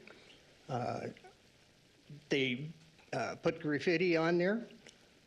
I addressed it timely, as in, because it is an old brick building. We hired a dry ice blasting, which I was told would not do it, not do damage to it. It did. I conveyed that to code compliance. They understood it. Before I could, and I found some graffiti remover in downtown or in Southern California because they have such a mess down there. Brought it up here, but before I got it up here, I got another letter from code compliance because more people were sprayed the building. And I talked to Nampa Police about it. And I said, I need to put a camera out there. They said, it won't do any good. That's what I was told. So if we're going to do something to improve downtown, clean it up, make it safe. I'm sure that maybe Natalie would not like to be amongst homeless, and believe me, we have them. Would you feel safe being down there? I'm not sure. Thank you. So, Mr. Ayers, the one thing I would say, if you don't mind me saying so, is vacant buildings bring crime. They do. And so you've got an entire storefront that's vacant. Yes. Which really does not help our downtown not deal with crime. Okay, and yet we've contacted the realtors, are talking to us. We still have, we put a brand new roof on. We're a couple $100,000 in new roofs down there. We fixed the sprinkler system. And we've put all new windows up there. It's not that we haven't invested in it, but we still have to have tenants, and there's not the retail tenants. And if you can find me retail tenants, I'm all for it. And when people gather together and make the town better, then yes, the retail tenants will come. But right now, you're dealing with too many people work from home. And where is the amount of money that I have to put out to do that, to renovate it, versus the amount of revenue coming in, and to find financing. I don't know how many of you've financed buildings lately. Retail financing for property has gone up considerably. It has at this time, yes. So, Council, do you have any other questions? Mr. Ayers, thank you very much. So, we've got your book back. We made a copy, and we will distribute that to Council, and then we'll have it for the record. And then you referenced some emails. Should we have those for record since they're referenced or not? And I'm asking Sharon, legal. I'm sorry, you're looking to legal. Mayor, if you did reference some emails, it would be good to have those in the record. Okay, could we make a copy of those emails, and then we're happy to give them back to you? You can have a copy. Can we keep those? Okay, thank you so much, and thank you. I'll give them to the clerk. So thank you. So, and if you'd like, we'll give your book back. No, ma'am. I'd like that to be presented to the city council so that they can see that downtown has worked. We made a copy of it, and we're going to give it to all city council members. So if you want to keep your book, because that's special, we do have a copy right here. I have a couple copies. You do? Thank you so much. Appreciate it. Thank you. Mayor Kling, Yes. can we make sure that Tom Points gets a copy of that as well so he can look at the prices from 1983 compared to today? Uh-huh. Wherever he is. Yes. Yes. Thank you. Is there anyone else signed up? No, Madam Mayor.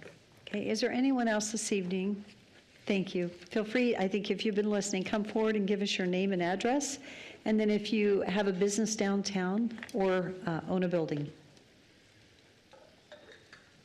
Madam Mayor, council members, I did sign up this morning. I'm often confused with Russ O'Leary. I am Rusty O'Leary.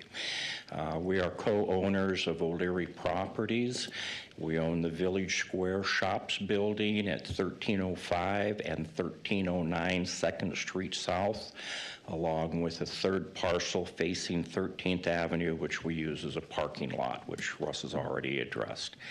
I have a number of notes. I'll try not to be repetitive for what other folks have said this evening. I'll simply say that everything that has been stated I endorse completely. We oppose the current resolution for a number of reasons.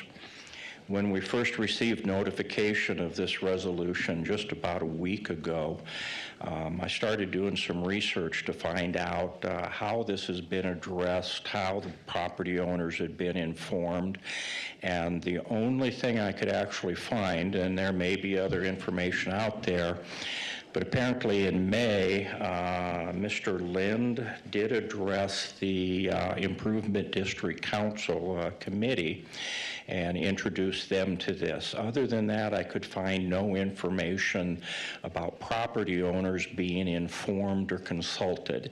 Mr. Lind this evening addressed that he did talk to one property owner, but he also identifies that there are about 160, I think he said, property owners. It concerns us that we were not consulted on this and the problems and issues that we have. So with that said, I was looking at the minutes from the Improvement District meeting last May, and Mr. Lind did say that we need this resolution because of less administrative work. The resolution itself goes on to say that it will provide more consistent and stable revenue stream. Also at that meeting in May, Mr. Lind stated over 50% of the revenues currently corrected are going towards collections of the revenues. Mr. Lind this evening identified that there might be somewhere in the vicinity of 130 businesses in the impacted area, but he doesn't know for sure. He identified that only 60% of those that they could identify have been paying any kind of an assessment. Now, earlier, Russ O'Leary indicated that we also own Mountain States Chemical Dependency and Counseling, which is a tenant of our building. I opened that business in 1996 and was assessed $220 a year for the BID. This year, I'm also assessed $220. When we bought the building a few years back, we found out that the majority of our tenants knew nothing about the BID. We encouraged them to make contact. To this date, I don't know how many pay an assessment. I spoke with one of them earlier today. He also has been paying $220 for about the last 7 years. Madam Mayor, time. I'll let you finish your sentence. Okay.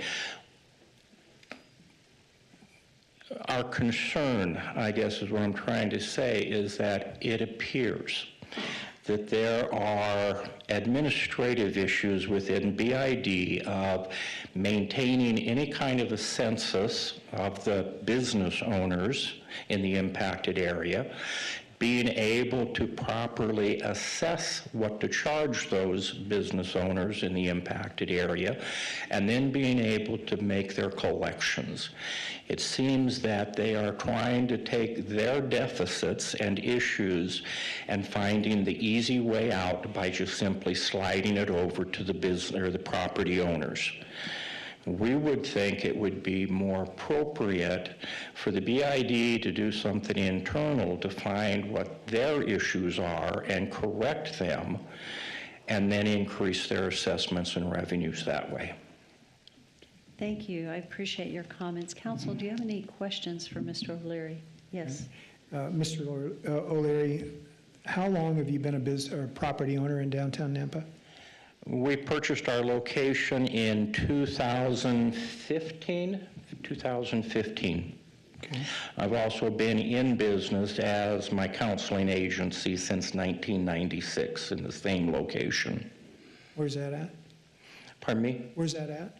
It's at 1305 2nd Street South. I am a tenant in the building that we own. Okay. Thank you. Okay. Great. Thank you so All much. right, thank you. Appreciate it. Mayor Kling, Yes. would it be all right if we allow legal, either at this time or maybe at some point, to give us an explanation of what the BID is as far as, is it a taxing district? I just wanted to make sure I understood what we're dealing with here, and so we can tell everyone at the same time.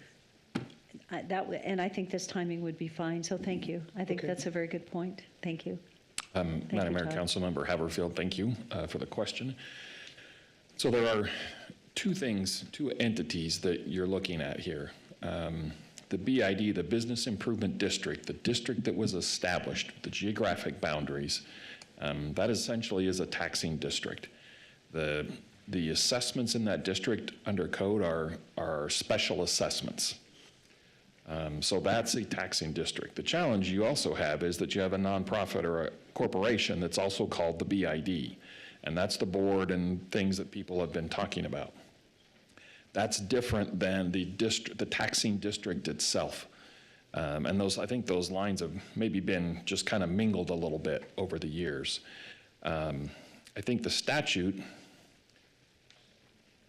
intends that it be by assessment versus it's kind of been treated more over the years as a dues payment to the nonprofit. And thus the challenge in identifying and collecting and all of that.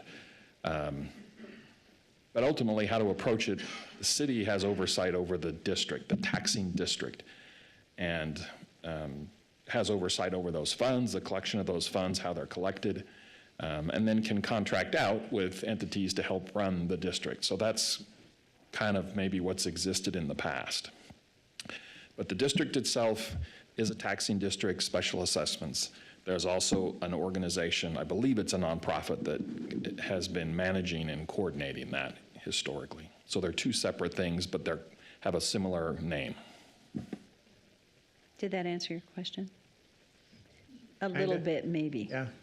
Maybe further conversation will even expand that understanding. Mhm. But it does sound to me that it's confusing at best. Yes, thank you. So is there anyone else that had intended to testify during this public hearing that did not get signed up to testify? And that would like to testify? Okay, yes, go ahead. Okay, so we have two people, so we'll start with the gentleman coming forward, and then I see, hi Kevin, see you. So you can come up next, and as you come forward, as you know, state your name and address, and if you're a business or property owner downtown and your location. My name is Wayne White. I reside at 7171 East Hampton Lane in Nampa, 83687. I'm a tenant at the First Street Marketplace building downtown. I wasn't prepared to get up here and talk, but I hadn't heard from a tenant. So I'm a business owner and a sole proprietor. I'm a private music instructor and a performing musician around the valley. I provide a lot of foot traffic, a lot of parents, grandparents, and alike in that building. I've been at 3 different locations in Nampa in the last 9 years. 2 of them were in the downtown area. I'm not here to say yes or no about the bid. I understand what it's about. I would like to be more involved in it. But before I get onto that, I'd like to say the frequency of bills, when I get a bill, sometimes I would just get one for the full amount, which I have a very small room. I mean, it's probably the size of your bathroom at home, but it works for me. It's a good location. But I get the full amount and it says this bill is due now. And then other times I've got like about half of it. So it's inconsistent, and it would be nice if it was quarterly, or just to know to expect it on time so I'm prepared. I don't know that if any of the owners of the buildings don't pass the buck down to the tenants. So the tenants are responsible ultimately. And I understand that too. I was just thinking while I was sat here and listened to everyone speak that it would be kind of interesting as an incentive, you know, how some tenants get upset. I know the first time around I was too, about having to put into the BID.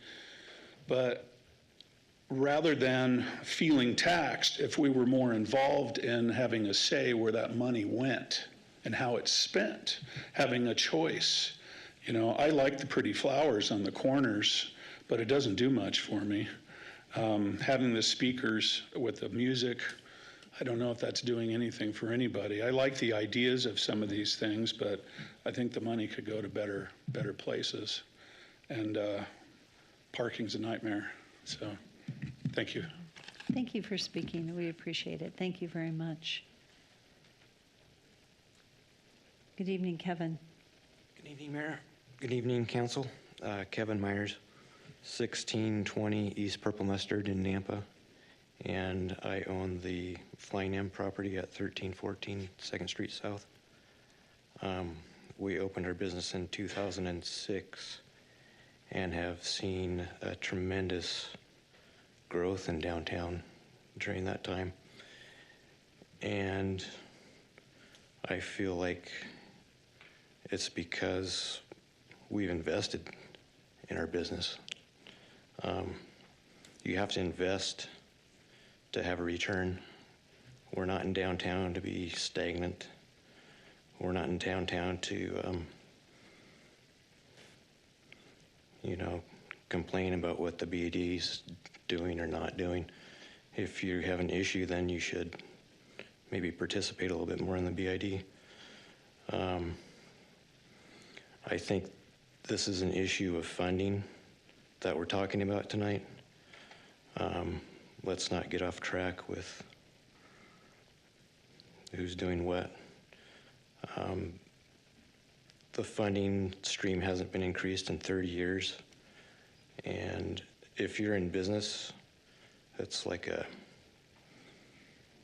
you're in business to succeed. And you can't succeed if you're not on the same playing field as some of your every other city in the state has better funding than we do. So it's time to address it. Thank you. Thank you, Kevin. Does anyone have any questions for Kevin?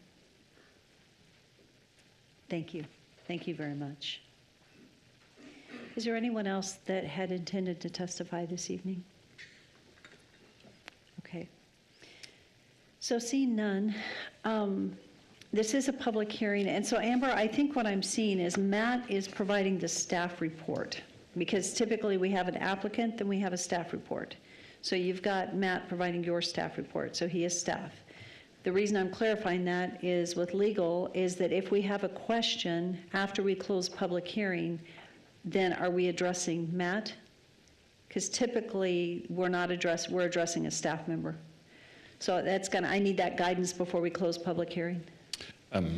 Madam Mayor, I think you described it accurately, that Matt's kind of presenting as a staff report. Okay. But sometimes I don't think that excludes Amber from also being staff.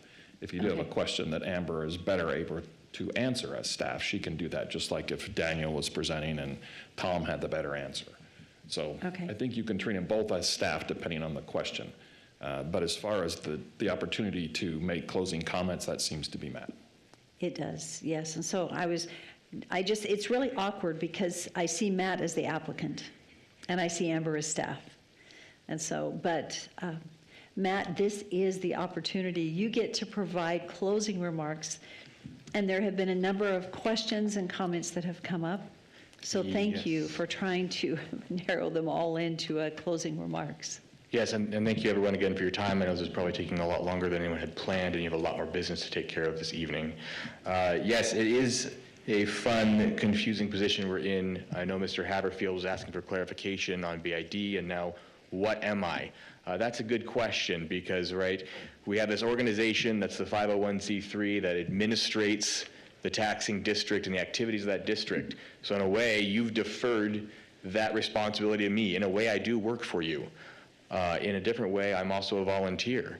I hear the wonderful comments from everyone tonight, both excited, both negatively and positively, and I appreciate everyone's input.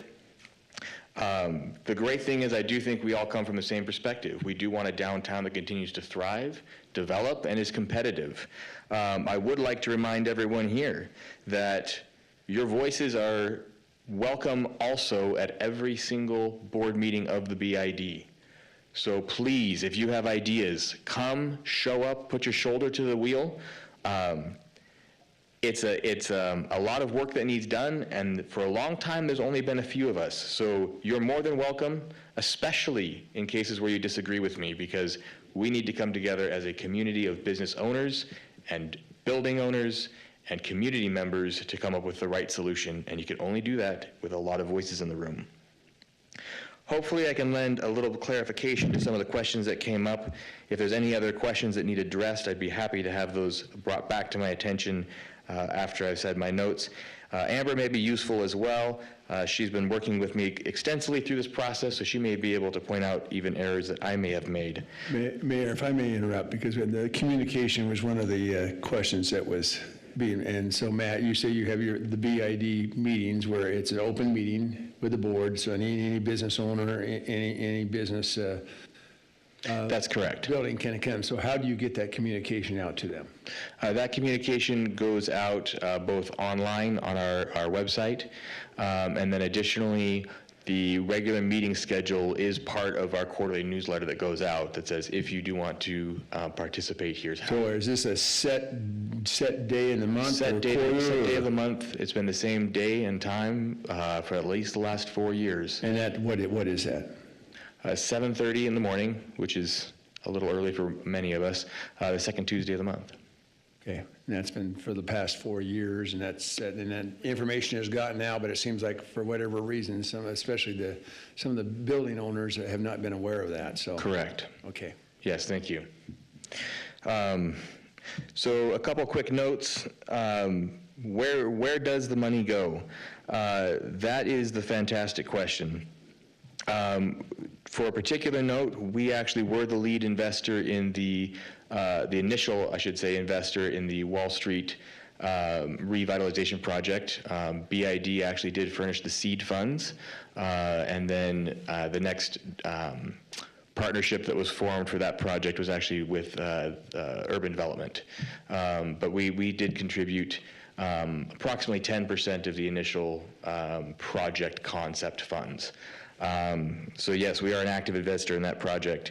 Additional funds, obviously, and then I would like to bring up with Russ and Rusty, because he did make good note. Yes, the cost, as I've mentioned, the cost of administrating the BID is too high.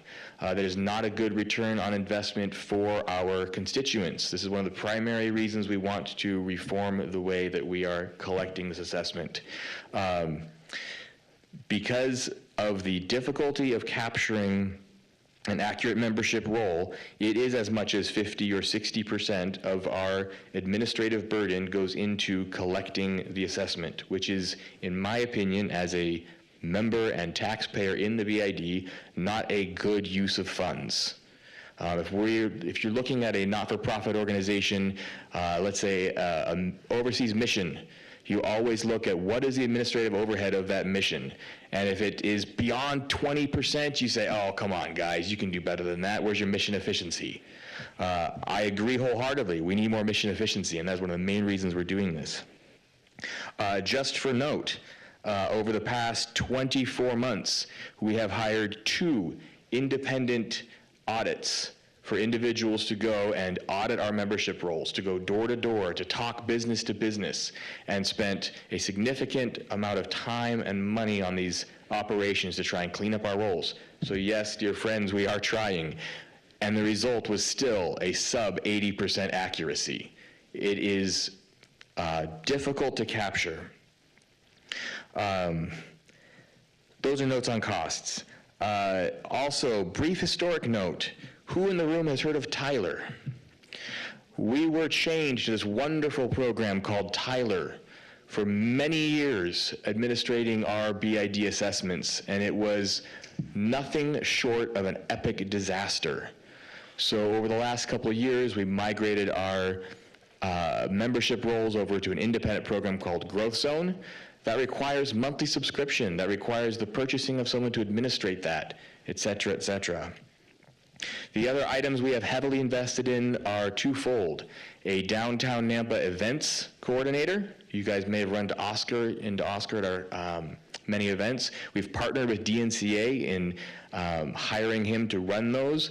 As you can see, it's been overwhelming success. We've gone from events of just hundreds to events of several thousands, and each one is bigger than the next. And the fantastic thing is businesses that remain open during those events see a 200% to 300% increase in revenue during those events. So we're getting a great ROI, guys. The other one we invest in with DNCA is the Downtown Nampa Manager. That's currently Kenton Lee. Our last one was Honey Goodman.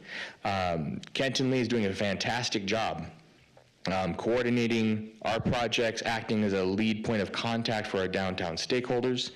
The challenge there is, once again, how much of his time can we afford? And when you only are collecting around $40,000 to $60,000 maximum per year, and you've already taken care of the investments that I addressed, how much more can I actually purchase of a guy like Kenton's time in order to be able to reach out to Russ and Rusty, in order to reach out to Jeremy's Arcade? By the way, we checked your parcel information. It's one parcel. That's good news for you. I don't want to take up too much more of your time, so I would just conclude with that. I appreciate everyone's time once again and would take any questions that remain that I failed to address adequately. So one question or one comment that was brought up was the government agencies and nonprofits being exempt from dues underneath this new resolution.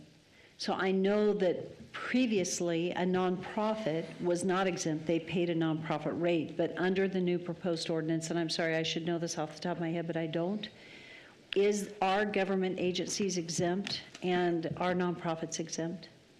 I would defer that question to Amber. Okay, Amber, and you've got a microphone right there if you'd like to answer, or you can come forward, whichever. Do I have to state my name and all that? Yes. Amber Bothwell, 996 South Bobby Avenue, Cuna. The nonprofit and government buildings are exempt from property taxes, which is why they would not be assessed. Okay. So it's a legal function of the fact it's assessed at a mill rate of the parcel ownership. Okay. Which makes sense because they're not assessed taxes, and so that makes sense. Okay. And I don't know how many of those we have downtown. We have one that I know of. Well, no, there's two. How many do we have downtown? We have about 12 to 14. 12 or 14 nonprofits 14. and government agencies? A lot of them are owned by the city. Okay. Yeah. So we'll have to, the one thing I can say, though, is that the city, when you were talking about having a downtown manager, just so everybody knows, the city and NDC fund $70,000 a year for the downtown manager. So the businesses are not doing that. So where we would be paying dues back in, that would be where that dues assessment would come back in, because currently we fund $70,000 a year, and we've done that now for, I think, 4 years. that we've funded the downtown manager at a tune of $70,000. And that was because we're vested in the success of downtown. We want downtown to succeed, and we want to help provide that. So we'll have to see. We could look at how that offsets dues. Yes, Councilman Haverfield. Thank you for that.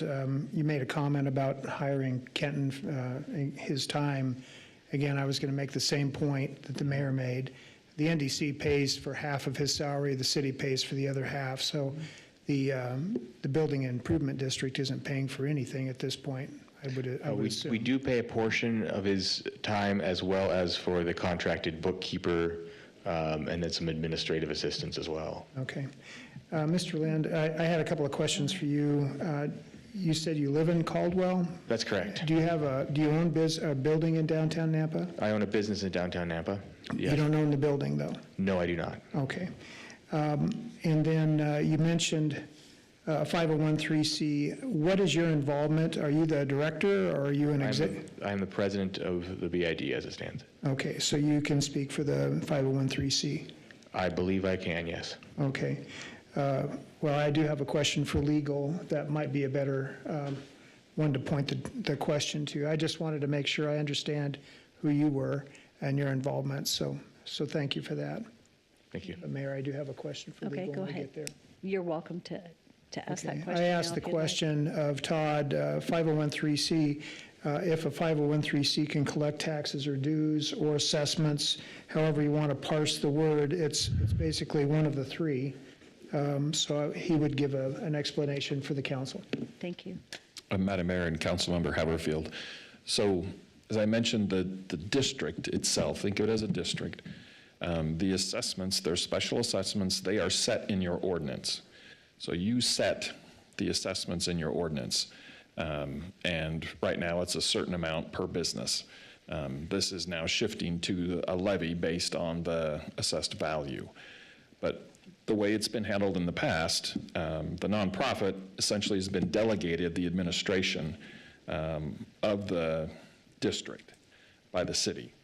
So it's the way it's been approached is more like dues, but there's still assessments under the ordinance. The fees, the assessments, I should say, are set in the ordinance. But the collection of them has been through the nonprofit instead of the city. So they're collecting based on that delegated authority from the city to administer the district instead of the city collecting them. So, Mayor, if I can follow up then. As I listen to the conversation and I hear this is an organization in a sense, or it's a cooperative of all of the business owners and property owners in downtown Nampa, but yet we are in a position as city council to make a decision on whether to raise rates or not. It would be seeming to me that it would make more sense that they would get together to determine what's in their best interest instead of for us to say what's in the best interest of the city based upon our conversations that we're having at this point. It's like a neighborhood meeting on a project. You want to make sure that there's buy-in by those that live in that area. So that's where I'm a little confused as to why we're in a position where we're saying, yeah, we should raise these rates, which is going to affect some adversely, others maybe not as much. And Todd, thank you. Mayor and Councilmember Haverfield. So the interaction and communication, that's kind of a separate thing, but that's part of what the nonprofit does. But by the code under Title 50, Chapter 26, the city is the one that sets the rates. So you can't delegate that to the nonprofit. You have to do that in the ordinance. And then if there are increases in rates, there has to be a public hearing or there's a change in the way you're doing it, which is why we're here tonight.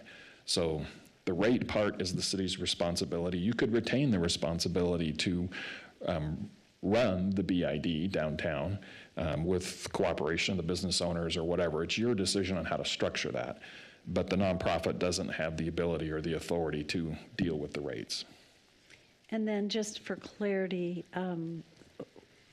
big change is how we're collecting the rates, changing it from the business owner to the property owner.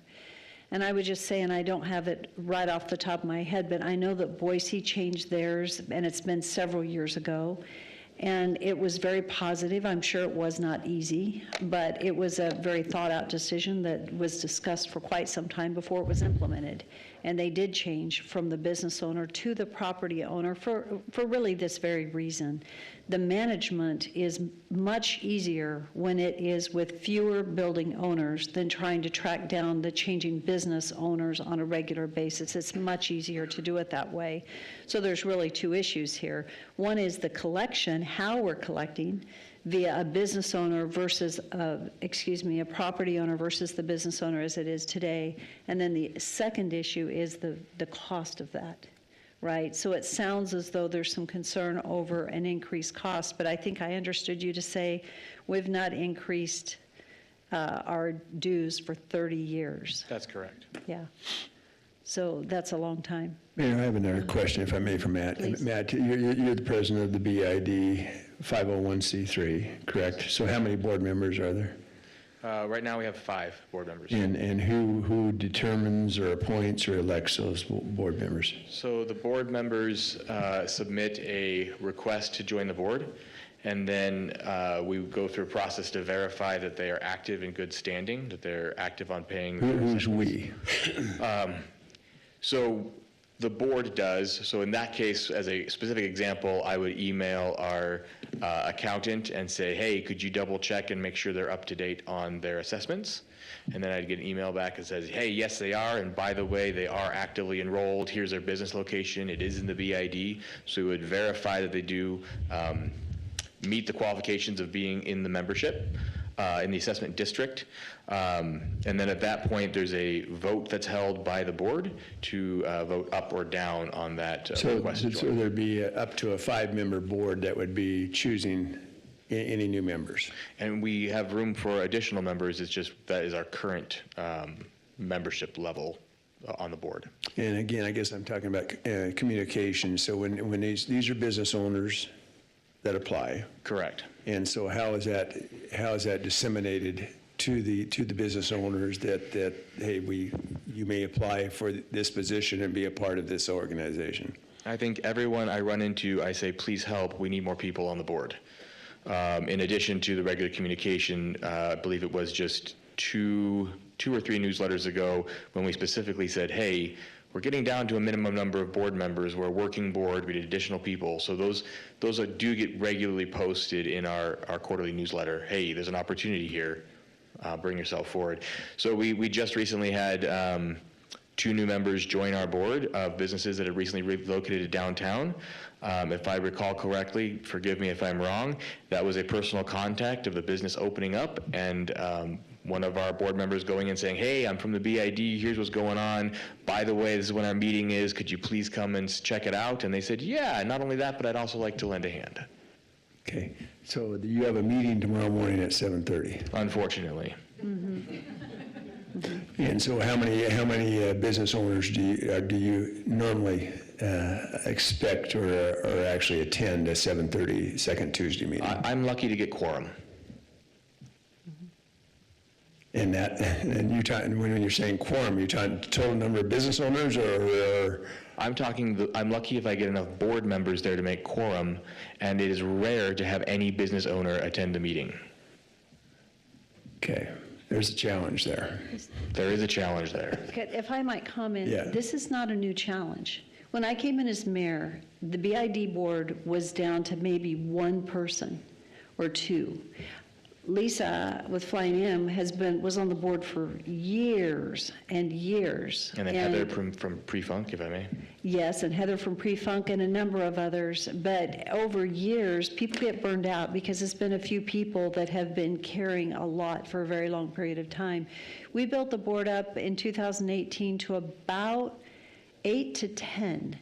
But a couple of those businesses are no longer here. And then again, people get burned out, and it's hard because it's a heavy lift. And so Matt's carried a lot for a long time. And I will say, when you're out there on the cleanup Saturday, guess who's out there?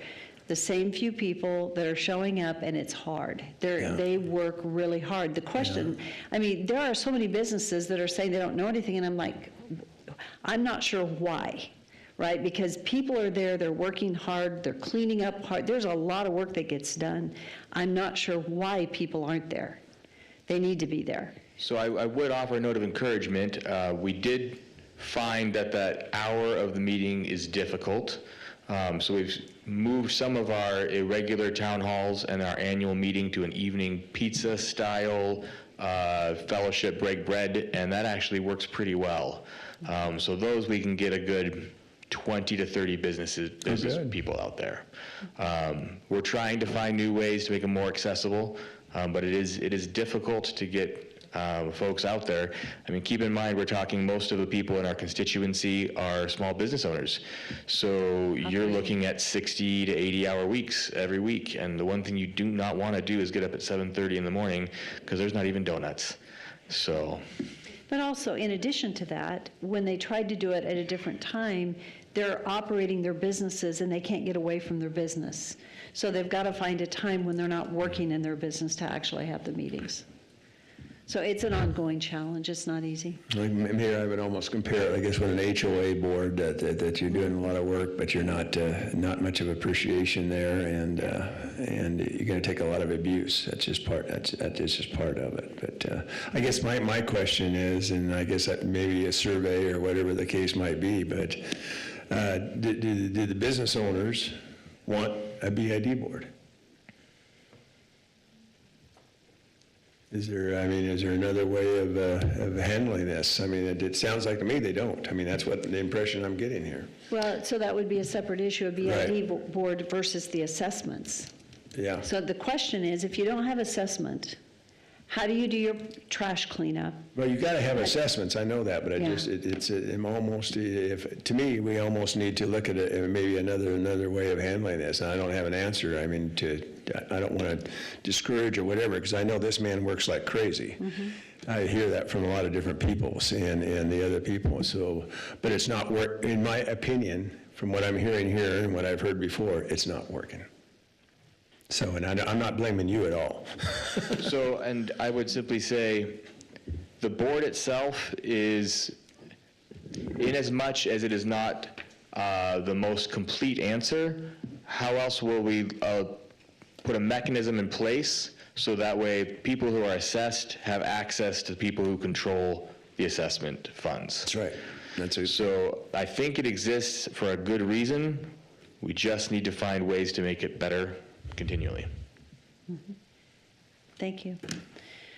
So this is a public hearing, and we could certainly move to close the public hearing. One thought that's coming to my mind is a continuation of this for a little bit more discussion until a date certain, whether it be 2 weeks from now or 4 weeks from now. And I don't know if that would be impactful to make that decision, to have a little bit more discussion around the implementation.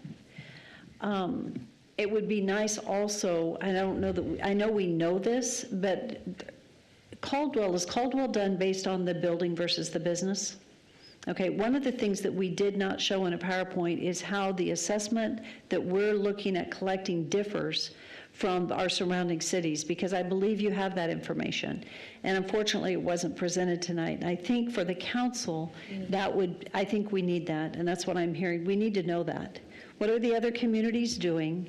And how does what we're doing differ from, or how is it similar to what other communities are doing that are successful with their downtowns? So is that information that council's interested in? Yes, and Mayor, I take it, I'm assuming that the Caldwell, Meridian, Boise, CUNA, or whatever, they have the same type of a nonprofit entity administrating their downtowns. If not, I'd like to know what's happening there. Right. Idaho Falls is another one. Twin Falls is another one. And so there are several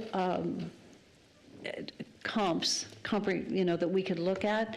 The question is, I know, Amber, you probably have them. Okay, so council, do you want to continue the public hearing, or do you want Amber to come forward and share that information, or could we access that information and be ready for whatever we access needs to be put out to the public, but it could be part of the council packet and we come back and revisit this. So I would like to ask the council what their thoughts are. In order for us to begin our council decisions, I think Matt needs to be excused if he's done. So we can continue that? Yes, you're welcome to be seated. Thank you. Rather than stand up there. I haven't closed the Oh, public okay. hearing, All though. right. Okay. That's why he's Well, we're standing getting into the there. discussion area, so I wanted, if you don't have any other questions from Matt. Mayor Clem. Yes. So the point of the continuance is to keep the public hearing open. Well, we could, and that's really a question here. Do we keep the public hearing open if we present new information? And Todd, could you speak to that? Sure, Mayor. If you're interested in getting additional information, new information, then I would keep the public hearing open, but the public comment would be limited to responding to that new information, not to kind of repeat things that have already been said. And then, again, Matt or Amber would have the closing remarks. But if you're looking for that additional information, you can have that presented either tonight and leave it open, or do it for another day and let the public comment on that new info, and then have a closing. And Mayor, if I may, also, I don't know, maybe, Matt, this is maybe an impossible request, but I'd be interested, because I've heard a lot about fixed leases tonight. But if there's any way of determining approximately how many, no, I'm getting a shake of the head. There's no way of knowing how many are fixed leases. Okay. All right, because to me, that's two different ballgames, as far as fixed lease and non-fixed lease, as far as how this affects business owners and business building owners. Okay, thanks. Mayor, I do have a couple more questions for Matt, if you don't mind. So you said that you are bringing in annual revenue somewhere between 75 and 80,000 a year. Is that correct? That's the nominal assessment value. Okay. And so what do you anticipate generating with this change? What is the difference? Approximately $100,000. Additional? No, total. Total. Okay. And then when you talk about snow removal, are you referring to sidewalks? I'm assuming not streets. Yes, that'd be sidewalks. That's one of the Okay. enhanced services we'd like to offer for the businesses. And that's not something that the business owners do on their own right now? So they are required to, however, because you have a difference in operating hours, for instance, if you have a business that's, say, an antique store that chooses not to be open on a Saturday, then that section of sidewalk may not be cleared because that building owner is simply not there. So unfortunately, for the restaurant next door or for the other antique shop next door, that may mean walking through some slushy snow. So the idea is to integrate and collaborate on getting that cleaned up, so we also have a less dangerous environment. We live in a very litigious society right now, and it's very easy for someone to take a slip on a patch of ice and somebody's going to get sued. It's also just unpleasant to be walking around in the snow. So one of those things we'd like to join together and use our collaborative funds for. And you referred to seasonal decor, Christmas lights being one of them. Is that in addition to what the city is already doing for Christmas lights? So the BID is co-invests with the city on this. We actually purchase a lot of the downtown decorations right now. We have input from business owners that we would like to expand that to a larger area of our BID. Right now, we've only had funds to be able to hit a small core area, and that leaves some high visibility areas, in my opinion, unserved, so second and third in particular, where we have a lot of vehicle traffic. But when you're looking at thousands and thousands and thousands of dollars just to get approved lights on posts, et cetera, it's a major investment. But it is something that our constituency has asked for. How many of those buildings are historical buildings How many of the buildings in our downtown district are historical buildings? that you would want to put lights on? This is speaking specifically to, for instance, the light post mounted decor, not building mounted. Okay, yeah. I only asked just because they have to have the little reflectors on the lights to protect the buildings. Yeah. Part of the historical thing, so, and that's very expensive. We looked into it, so. Correct. And then, was there a survey done with the property owners as far as this new change? Or any sort of communication, or how did you go about getting in, or getting yes and no's from these business owners? Yes, so there were a several efforts made. The main one was our open town hall meeting, making people aware and having the opportunity for discussion. We also had conversations with 3 of the main building owners in downtown who own multiple properties to get their feedback. If I can quote one of them, he said, "I don't need to know what's going on other than are you going to spend it for a good reason and how much do you need?" Which I think kind of summarized a couple of those conversations. So there was some one-on-one reach out. There was the main town hall. Okay. I think the thing that we, at least from what I've gathered from my notes and just hearing public comment, is not so much that the patrons are not willing or really wanting to see or wanting to have this change, they're seeing the need for it, but it's the communication. It's where is my money going? Why are we needing this? Like, it's just a communication piece. And so what I would like to see is to know exactly how you're going to communicate to them and then have a period of time where that communication is followed through so that there's some sort of trust built. If they're spending money to provide for something, there needs to be a follow-up and they need to see what it is buying them, right? Or the return. Yeah. And then also, where is the meeting held on the monthly meeting? That's at the NDC building, Okay. NDSC building. Those are just my thoughts. Thank you for answering my questions. Okay, thank you. Okay, so Victor, I know that you had some discussion that you wanted to have. Yes. And so. Yes. Are we there now? We are kind of, Yeah, yes. I have just a couple quick questions. Questions for, okay, so we have some more questions for Okay. Matt. Okay, Go for it. And it can be. okay. So one of the things you mentioned was trash pickup. So how is that a responsibility? It seems to me like it's just another way to add a tax on, again. So that's where not the city should be their business's- responsibility to pick up that trash. Sorry for interrupting. That's not the business's commercial trash. This is the streetscape trash cans.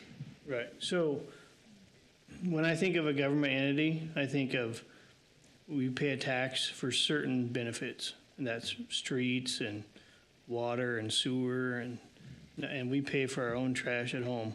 But to pay for that trash service being picked up downtown, it seems to me like that ought to just be part of what the city does and not have a separate group that's paying for that downtown core.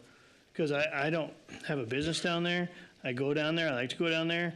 I want it to be nice, but I do live in Nampa and I do pay taxes in Nampa. So I don't understand that fully.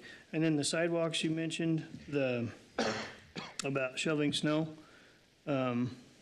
It's as a homeowner, I'm responsible for my sidewalk, and if I don't, even though I don't own that sidewalk, if I don't shovel it, there's a chance I could get sued. So I don't think that should be a BID responsibility, in my opinion, that you should have to pay for that. It should be the business owner or the property owner's responsibility. If I lease a space downtown, I've taken on the responsibility of shoveling that sidewalk, in my mind. Sure, and then I would ask, so then what do we do when it doesn't get done? There's penalties for not doing certain things in life. It just, There are many businesses, though, that there are a few that are open late, that don't open early, and they're not there. And that's the very problem that you run up against. Right, and it goes the same thing of what about the cigarette butts in the tree wells? What about the trash alongside the building facade? Yes, a business owner is obligated, but what happens when that doesn't get addressed? So one convenient means, and I'm not claiming it's the right means, one convenient and common means of addressing those is you say, all right, here's your assessment based on your special assessment district. We're going to provide that as a community service. You're paying for it as a business owner, and then we're going to make sure it gets done because we collectively agree these are the things we value. And so then we say, let's take that pool and try and get those cigarette butts cleaned up. Let's try to keep the weeds out of the alley, and let's try and make sure that there's no trash blowing against the buildings.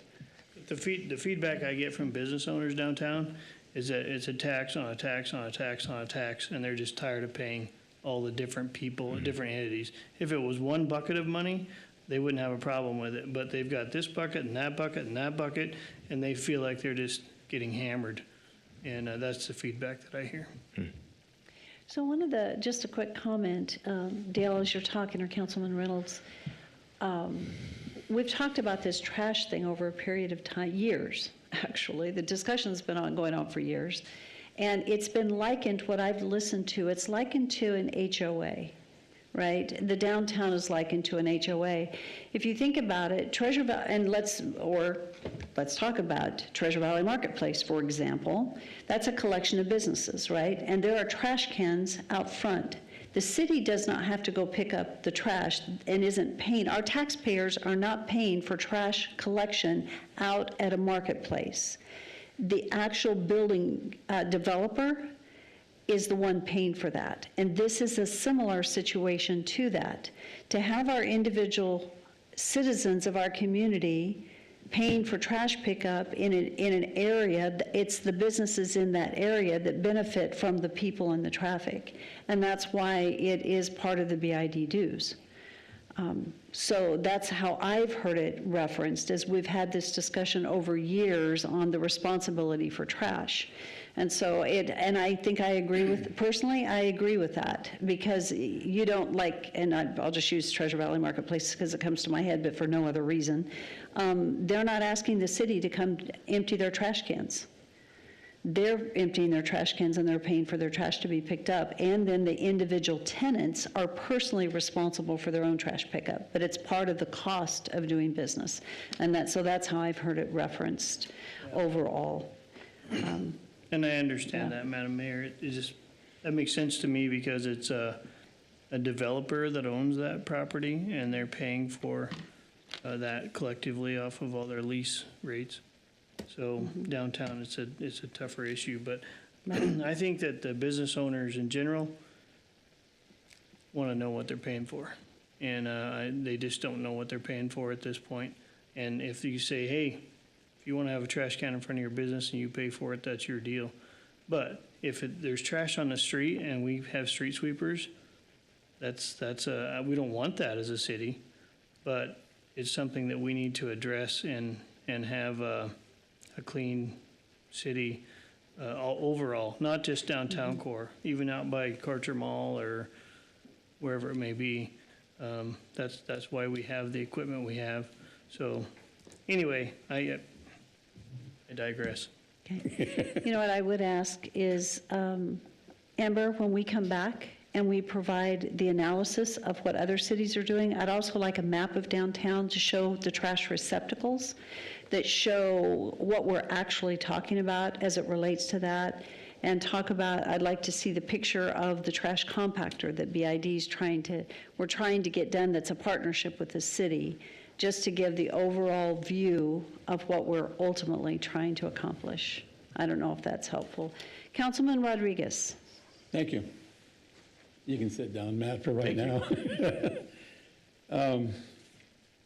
One of the things that we do as a mayor and council is that we try to be very, very vocal and transparent. It's almost because we're accountable to you. And one of the things that we do is when we raise our fees, it goes through a process. And we give the opportunity to our community to show that we're here for them, to show what we're doing and what we think and what could happen with the result of what would happen. And that's what we do. In this situation, like I have asked that all the business owners and all the property owners come together. Well, that's very difficult, apparently. And I don't know where the divide is here, but I think it's about time that we all get off our butts and just do that and figure out a solution to this thing, because this isn't going anywhere.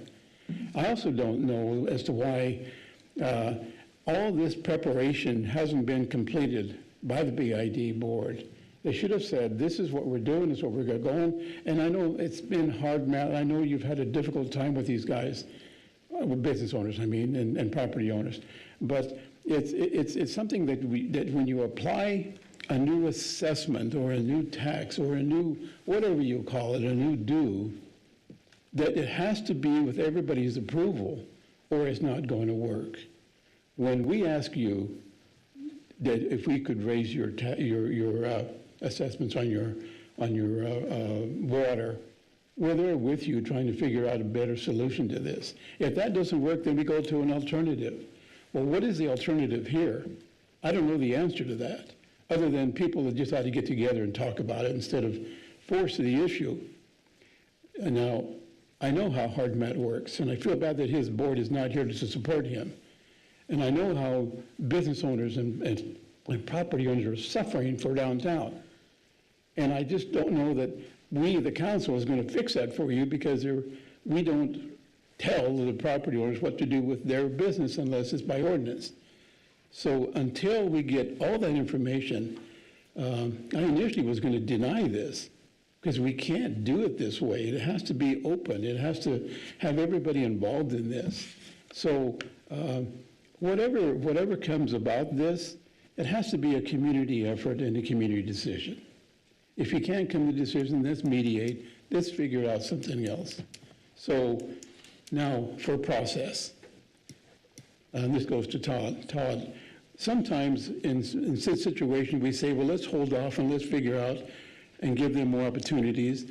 You know me, Mayor, I'm always about process that, look, all this should have been done today by now, and it hasn't been.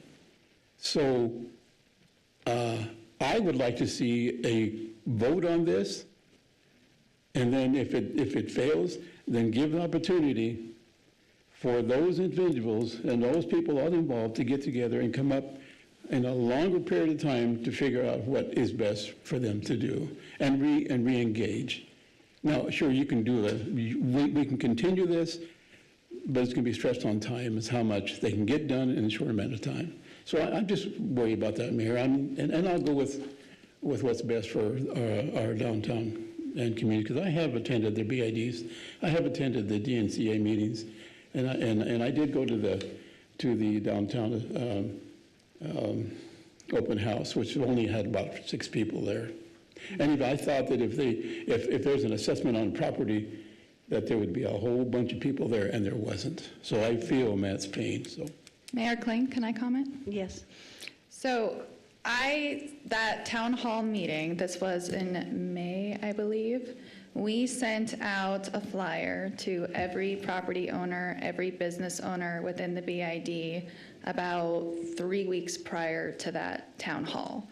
Only 6 people showed up or so. So they were aware. Whether they were unable to show up or unwilling to show up just shows, how involved we can get the property owners and the business owners. I was actually excited to see the turnout today, whether in opposition or in favor. It's nice to see people actually coming and giving their comments on this. I think that's fantastic, and I would love to see it more.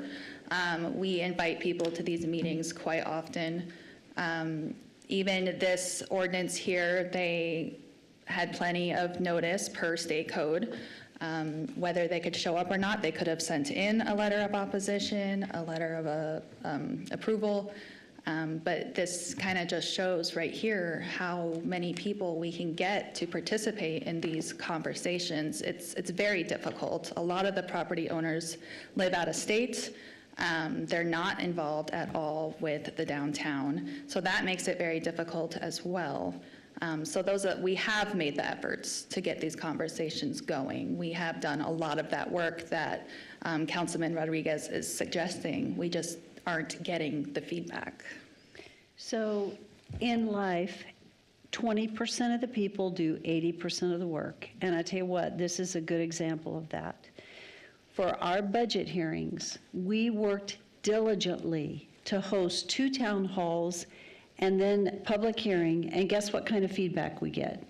And part of me wants to say, shame on building owners, right? If we're not showing up and we're not helping and we're not being part of the process, with all due respect, my goodness, let's be part of the solution to move forward. We could make a decision just to dissolve the whole thing and chuck it. But guess where our downtown's going to be? It is not going to be where it needs to be. And you have people working really hard, and Matt's worked really hard, along with a number of other people that have worked diligently to keep our downtown going.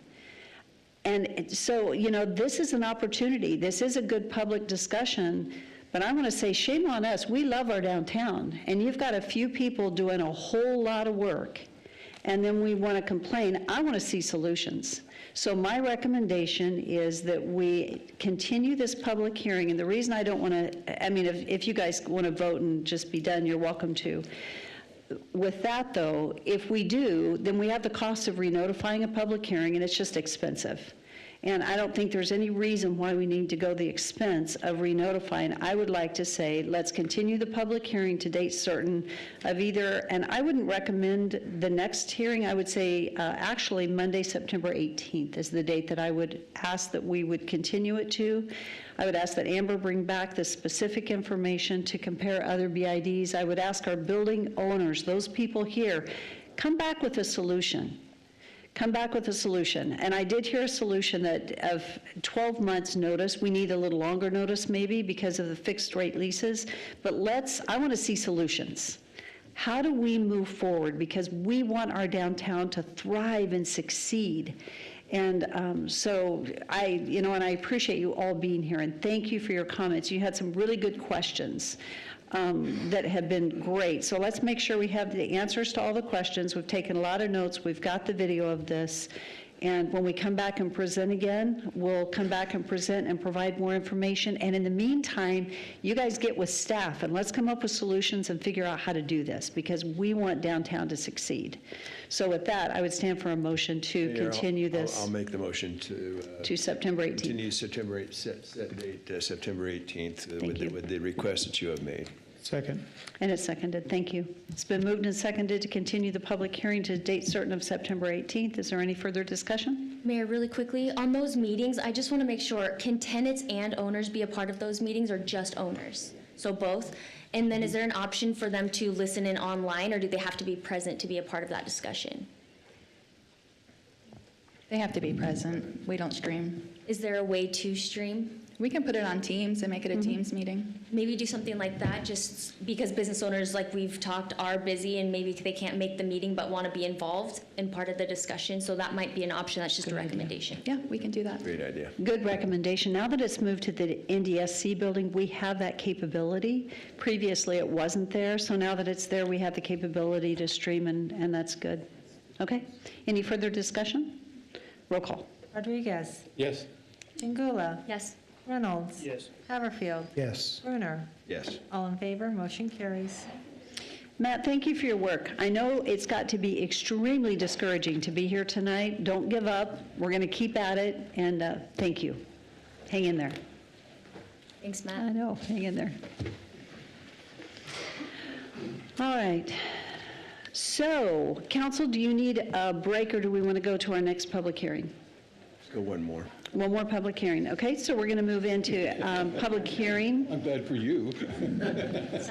Diet Coke. Okay. So we're going to move forward with public hearing 8-4. This is an action item. This is a zoning text amendment for Title 10, Chapter 3-2 Land Use Table to add medical-related businesses as a permitted use in the Business Neighborhood Zoning District for Connor Brown.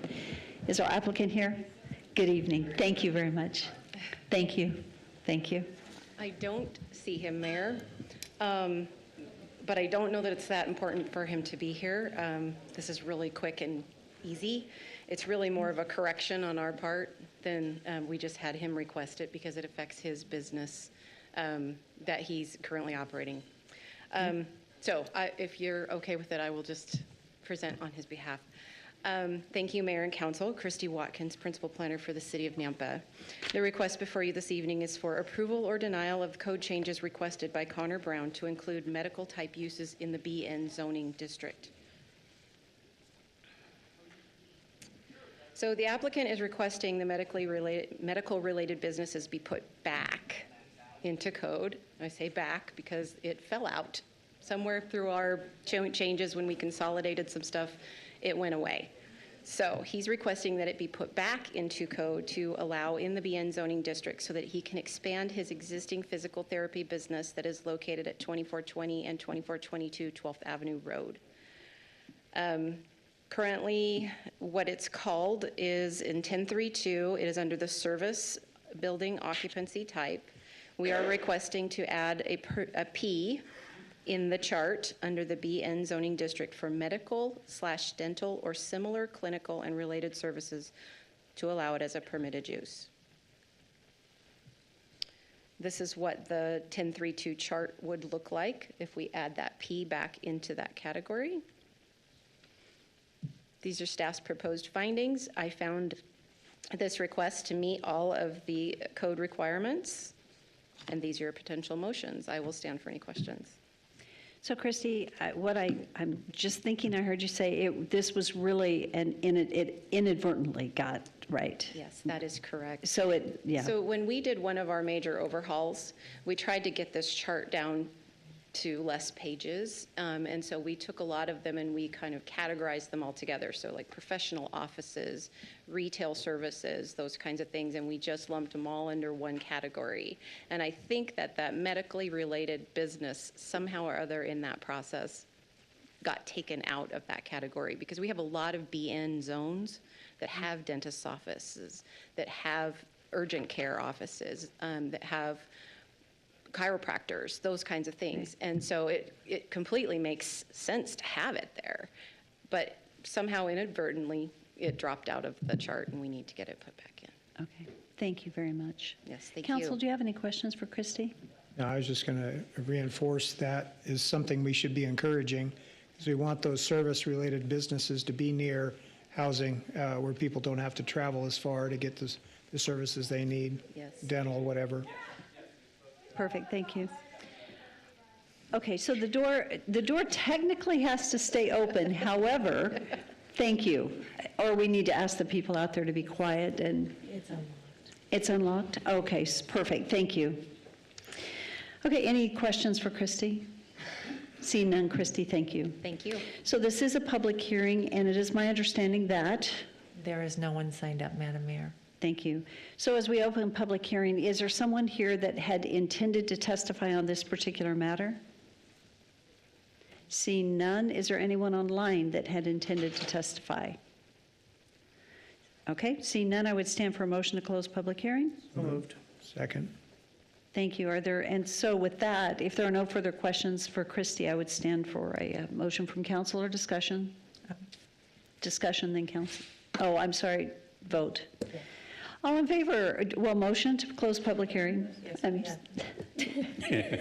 Was there a second? I'm sorry. All in favor, say aye. Aye. Thank you. I'm sorry. I'm just moving past it. Excuse me. Okay. With that, what is the will of the council? Mayor, I'm going to make now you got me mixed up. I'm sorry. I know, I can read it. Says I move to approve the changes to Title 10, Planning and Zoning, Chapter 3, with staff proposed findings as presented in the staff report, and direct the Planning and Zoning Director and City Attorney, Todd Leahy, to draft an ordinance for reading at a future City Council meeting for the City of Nampa. Second. It's been moved and seconded. Is there any discussion? Seeing none, roll call. Brenner. Yes. Pingula. Yes. Reynolds. Yes. Haverfield. Yes. Rodriguez. Yes. All in favor, motion carries. That was fast. Do we want to take a 5-minute break? Yeah. Okay, let's take a 5-minute break and we'll be right back. So thank you. We'll be right back. Wow. Yes.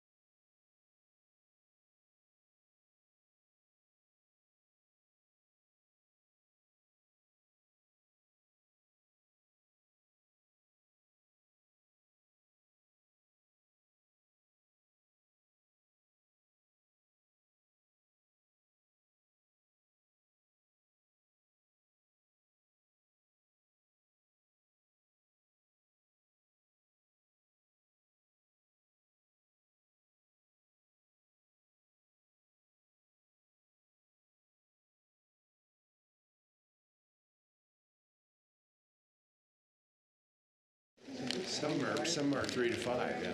So get 25, and your cube is 7. That offsets. And then your 5 will be the other 25 down. So we are going to move forward with action item. Yeah, guys, we're going to, Darrell. We are ready to move forward with 8.5 on the agenda, action item. This is vacation of a utility maintenance easement at the vacated north 10 feet of East Colorado Avenue and the vacated alley and vacated block at 126 in Kurtz Addition at 924 12th Avenue Road. This is for Joel Tague. I'm saying that name wrong, probably, representing Jason Cotter. Did I say it totally wrong? No, okay, wow. Surprise. Is our applicant here this evening?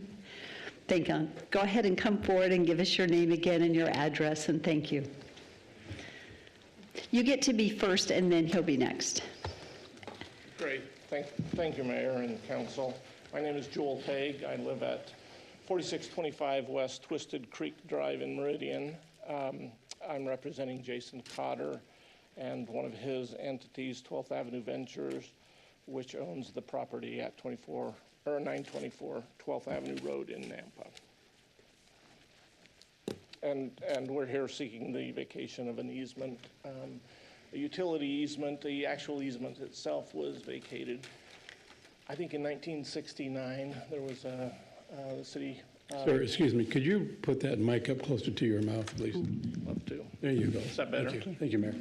The original easement was vacated, I believe, in 1969. The city retained a utility easement for maintenance. We've investigated that and found Idaho Power, who I think had the original easement, or the original easement was for them, has nothing in the area and has submitted a letter, as have others, I think. And so we're just asking for that existing maintenance easement to be vacated. Thank you. And hopefully this will be very quick, and you've waited a really long time tonight. So, Council, do you have any questions before we move on? Yes, Councilman Haverfield. Is this an easement behind the dental clinic? It's actually in front of it, so it's right on 12th Avenue, just south of the Taco Bell and west of that dental clinic. I'll see if I have to recuse myself since I designed the dental clinic. Okay. Perfect. Thank you so much. We'll have you back. So we go through the staff report, public hearing, and then we'll have you give us any closing comments and answer any questions at the end. Very good. Thank you so much. Good evening, Parker. Thank you, Mayor. Parker Bodley, Senior Planner, Planning and Zoning. I'm not sure how much information you really need here. It's a vacation of utility maintenance easement. It's a sewer main line that is in that's, I don't believe it's being used, and engineering is okay with the removal of it. They need to indicate if they're abandoning the line, or whether they're preserving it in place or removing it when they come back and develop it. There's no Idaho Power facilities there as well. So there's a depiction of that easement. It's going through that dirt lot in front of the dental office next to Taco Bell.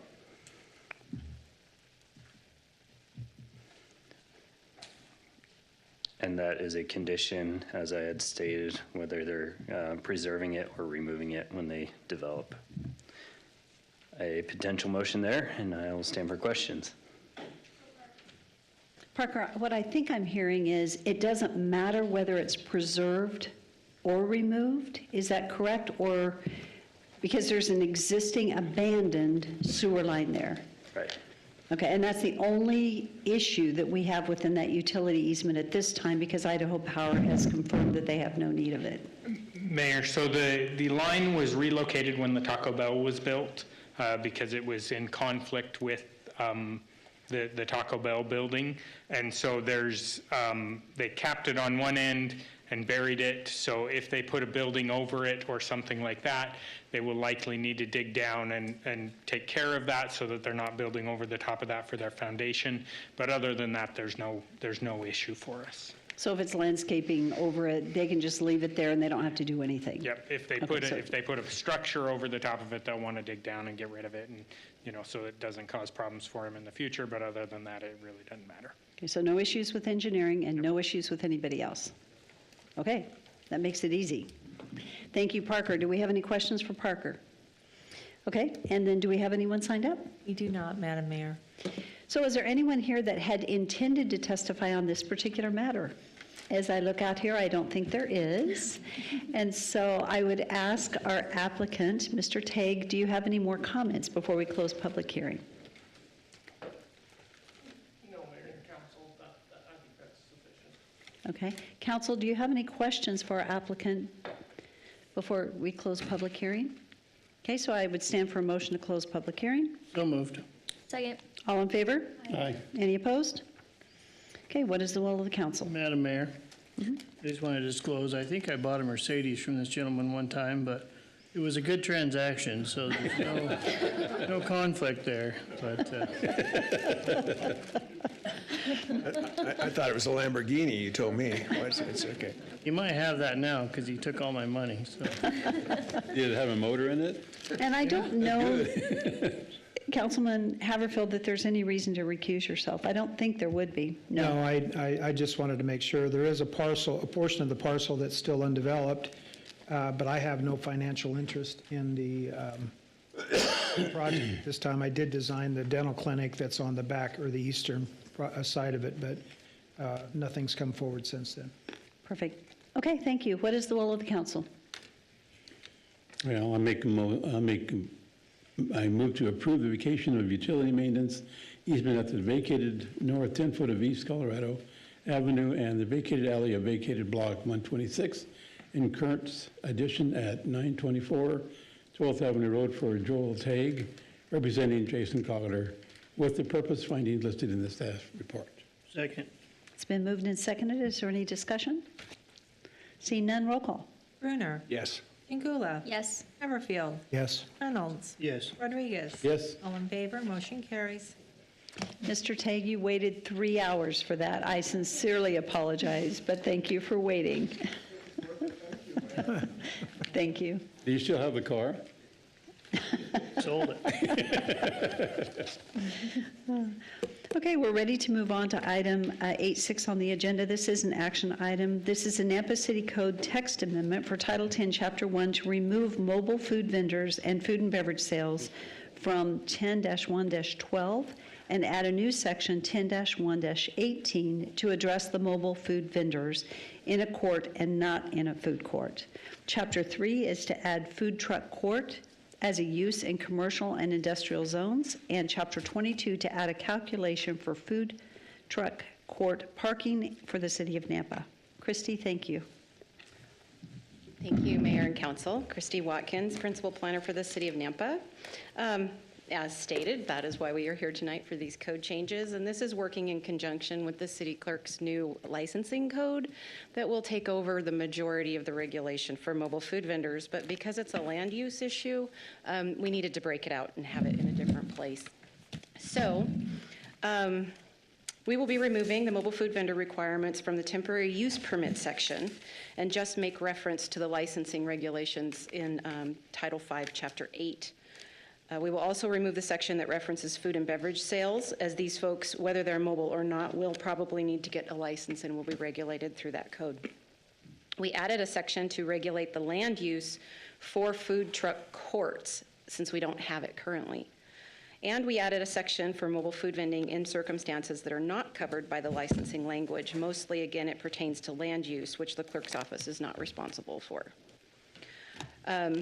Here is what the land use chart will look like in 10.3.2. I would ask that you make a note in your motion, should you choose to approve this, that we do not include it as a permitted use in the downtown historic district, as I don't believe that that is the direction that we want it to go, since we're looking at revitalization in their downtown. We came up with kind of a random calculation, and if you disagree with it, I'd be more than happy to have that conversation. We based it upon the acreage that might be on the parcel, the number of attendants that might be able to come to the property, so how many trucks could park there, and then how many people each truck could serve. So we basically broke it down by vendor pad. So wherever one truck could park, we would require 5 parking spaces, because you still have to have employees, and you still have to have room for multiple customers to stack. So we thought that seemed like an appropriate number. If you disagree, then we can have that conversation. Staff finds that it meets the codes for amending city zoning ordinances. These are your potential motions, and I'll stand for any questions. Thank you, Christy. Thank you. Council, do you have any questions for Christy? Christie, the downtown historic zone, does it preclude, it's just the food truck court? So Lloyd's Square, the Lloyd's Park down there, is that in the downtown historic? Councilman Haverfield, yes, it is in the downtown historic district, but typically when we have food trucks at Lloyd Square, it's for a very specific event, and that's different. A food truck court would be a little bit more permanent, where it would Okay. actually be designed to have those trucks parked there for a longer period of Right. time. Because that's a great location for them with that venue when it's Yeah, and this would operational. not prohibit that from happening. Okay, thank you. You're welcome. Are there any other questions for Christy? Okay, thank you, Christy. Thank you. So this is a public hearing, and do we have anyone signed up? We do not, Madam Mayor. Thank you. Is there anyone here this evening that would like to testify? Is that an echo I heard? The chief's back here, I think he. Echo, echo. The Harrises are here, Marjorie's here, Christian's here, Daniel, Ron. Yeah, we've got everybody. There we go. Crystal, didn't say you. Okay, so I'm not seeing anyone else that would like to testify this evening. And so with that, I would like to just stand for a motion to close public hearing. So moved. Second. All in favor? Aye. Any opposed? What is the will of the council, and do we have any further questions for Christy? Nope. Make a motion to approve the changes to Title 10 Planning and Zoning, Chapter 1, Chapter 3, and Chapter 22, with staff proposed findings as presented in the staff report, and direct the Planning and Zoning Director and City Attorney to draft an ordinance for reading at a future City Council meeting for the City of Nampa, ZTA 034-23, and please add to the motion, make a food truck court not an allowed use in the DH zone. Second. It's been moved and seconded. Is there any discussion? Seeing none, roll call. Rodriguez? Yes.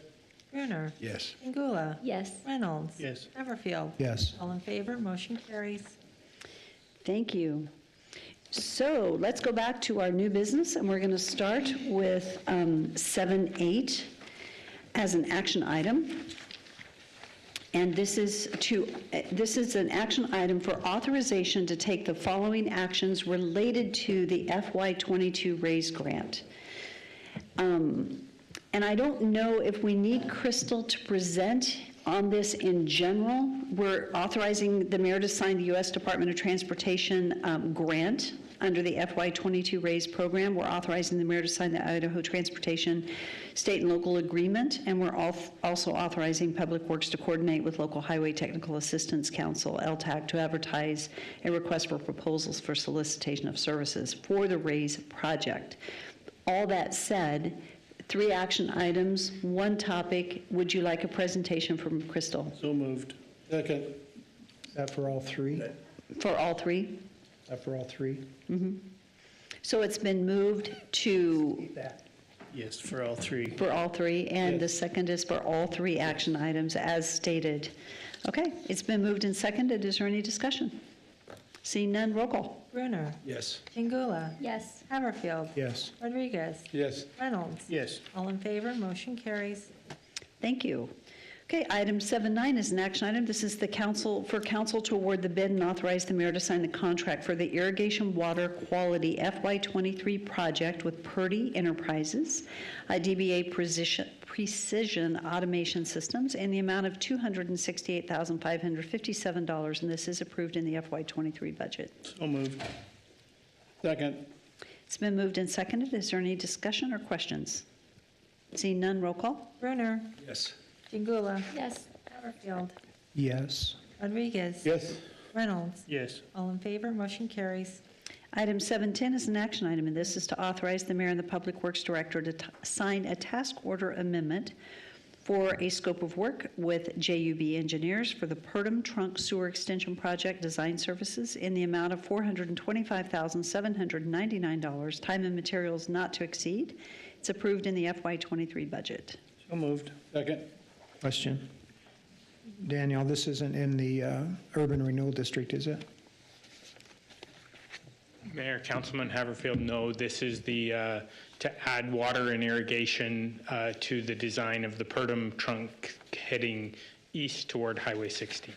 Oh, 16, okay. Thank you. Thank you. Any further questions or discussion? Seeing none, roll call. Brunner? Yes. Jingula? Yes. Haverfield? Yes. Rodriguez? Yes. Reynolds? Yes. All in favor, motion carries.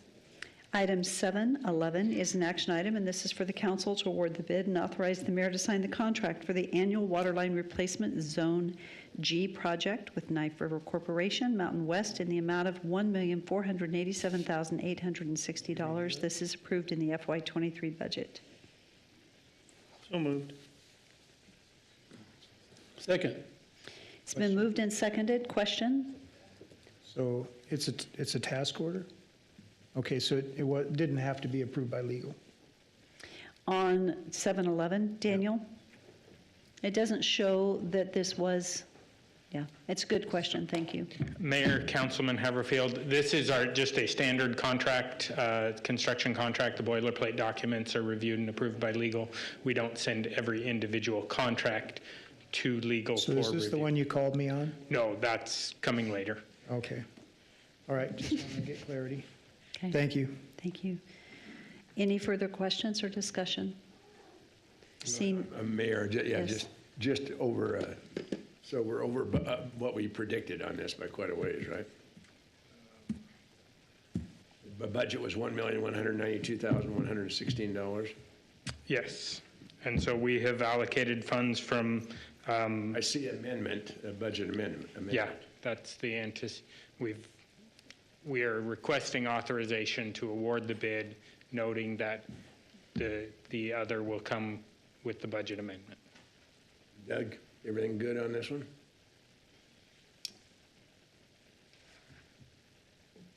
Timing. If we do a budget amendment, it needs to be like now. And I'm putting the budget amendment together now. I think there may have been some communication going This on. is, Yeah. yes, this has been in the communications with Heather for the budget amendment that would be forthcoming. Yeah, I'll need to review when I get the amendment piece. I'm sorry, Doug, say that again? Well,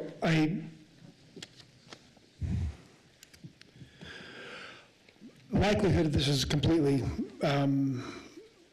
acceptable in the process, but what I haven't done is I haven't looked at the total of what it's going to do to their budget. Is it increasing the funds? Where are they coming from? I don't know if it's a shortfall or if you're using savings from other budgetary values to capture this or not. No, this is not transfer of funds. This would be additional funds to complete the project. Out of? Out of the water fund. Out of the water fund. Yes. So you're going to be taking just an extra couple $100,000 out of the existing water fund. Do you know why this came in the way it did? It's just the bidding climate that we're in. Yeah, okay. It's the cost probably of materials? That and contractor availability. The contractors are still very busy. And so it's. And I'm sorry, I don't have it open. I could open it up, but how many bids did you get on this? I'm sure it's in the packet, and I just didn't open it. We received 4 bids. Okay, and this was low bid? This was the low Yeah. bid, yes. When will this cost likely be incurred, Daniel? It likely will not be, the construction will not be complete until after this fiscal year. So some of the costs will be in this year and some will be next year? Likely, yes. Okay. All right, let me go over the budgetary authority and see what we need for the amendment before we Okay. wrap it up. I hate to double things up. It could be the amendments in FY24, not in FY23. So that's what I'm thinking. Yeah. If the budgetary authority is there, we just need to move from one bucket to the other, even for just this year, then maybe it's not an amendment, it's just an adjustment as we move forward. Yeah, I would guess. Okay, so it has been moved and seconded to move forward and to approve this. Is there any further discussion? Any concerns from the original motion? Nope. Roll call. Brunner, Yes. Yes. Chingula, Everfield, Yes. Rodriguez, Yes. Reynolds. Yes. All in favor, motion carries. Item 712 is an action item, and this is to authorize Public Works to make an offer and negotiate cost to acquire right-of-way on the northwest corner of the intersection of 39th and Garrity. And this was reviewed, discussed with legal, approved, and in the FY24 budget. So move. Second. It's been moved and seconded. Is there any discussion? Roll call. Rodriguez. Yes. Reynolds. Yes. Everfield, Yes. Chingula. Yes. Brunner. Yes. All in favor, motion carries. Item 713 is an action item, and this is the first reading of ordinance and approval of publication of the ordinance summary annexing a portion of the underlying irrigation districts into the municipal irrigation district of the city of Nampa. I have a quick question. This is approved by legal, but does this need to be approved under suspension of rules? Because it's the first reading of the ordinance? We would request it Under suspension of rules. Okay, thank you. Yeah, it's okay. An ordinance of the City of Nampa, Canyon County, Idaho, annexing a portion of the underlying irrigation district into the municipal irrigation district of the City of Nampa, Canyon County, Idaho, and changing the boundaries thereof, allowing for a summary of this ordinance to be published and directing the city engineer to alter the use and area map accordingly. Mayor Kling, Yes. make a motion to pass the ordinance as read with the approval of the publication summary under suspension of rules. Second. It's been moved and seconded. Is there any discussion? Roll call. Rodriguez. Yes. Brunner. Yes. Chingula. Yes. Reynolds. Yes. Everfield. Yes. All in favor, motion carries. Our last new business item is an action item to award the bid and authorize the mayor to sign the contract for the traffic signal materials procurement with Econolite Control Products in the amount of $292,200. This is approved in the FY23 budget. I was close, but go ahead since you're up. So, Mayor, Councilman Haverfield, this is the item that we had discussed. When it came through review for the council agenda, it had different language in the action item, and I think that's really what caused the confusion about it. It had language about Public Works negotiating the contract. That was a Matt Ricks did the council write-up. That was just his infamiliarity with the language that you are used to seeing. So this is just a standard bid and award utilizing the existing city contract. It is in the packet if you wish to review it, but it is just our standard boilerplate contract that legal has reviewed and authorized us to utilize. Yeah, I'll confirm that. Thank you. Thank you. Okay, is there a motion? Madam Mayor, I move that we approve action item 714. Second. It's been moved and seconded. Is there any further discussion or questions? Roll call. Rodriguez. Yes. Brunner. Yes. Chingula. Yes. Everfield. Yes. Reynolds. Yes. All in favor, motion carries. We did conclude all of our public hearings, and we'll move on to Section 9 of our agenda, which is unfinished business. And 9.1 is an action item. It is the first reading of ordinance of annexation and zoning to the University Zoning District on a 2.35 acre parcel and a 5.33 acre parcel at 0 and 5887 Cherry Lane. This is for the College of Western Idaho expansion, and it is requested to pass under suspension of rules. An ordinance of the City of Nampa, Idaho, determining and providing the following: that certain lands commonly known as 0 and 5887 Cherry Lane, Nampa, Idaho, county parcels R30409 and R3040901, comprising approximately 2.35 and 5.33 acres, more or less, lay contiguous to the limits of the city of Napa, Canyon County, state of Idaho, and that said lands should be annexed into the city of Napa and be zoned U University. Establishing a U University zone designation for certain lands commonly known as 0 and 5747 Cherry Lane, Nampa, Idaho, county parcels R30418011000 and R30418000000, comprising approximately 13.5 and 19.09 acres, more or less,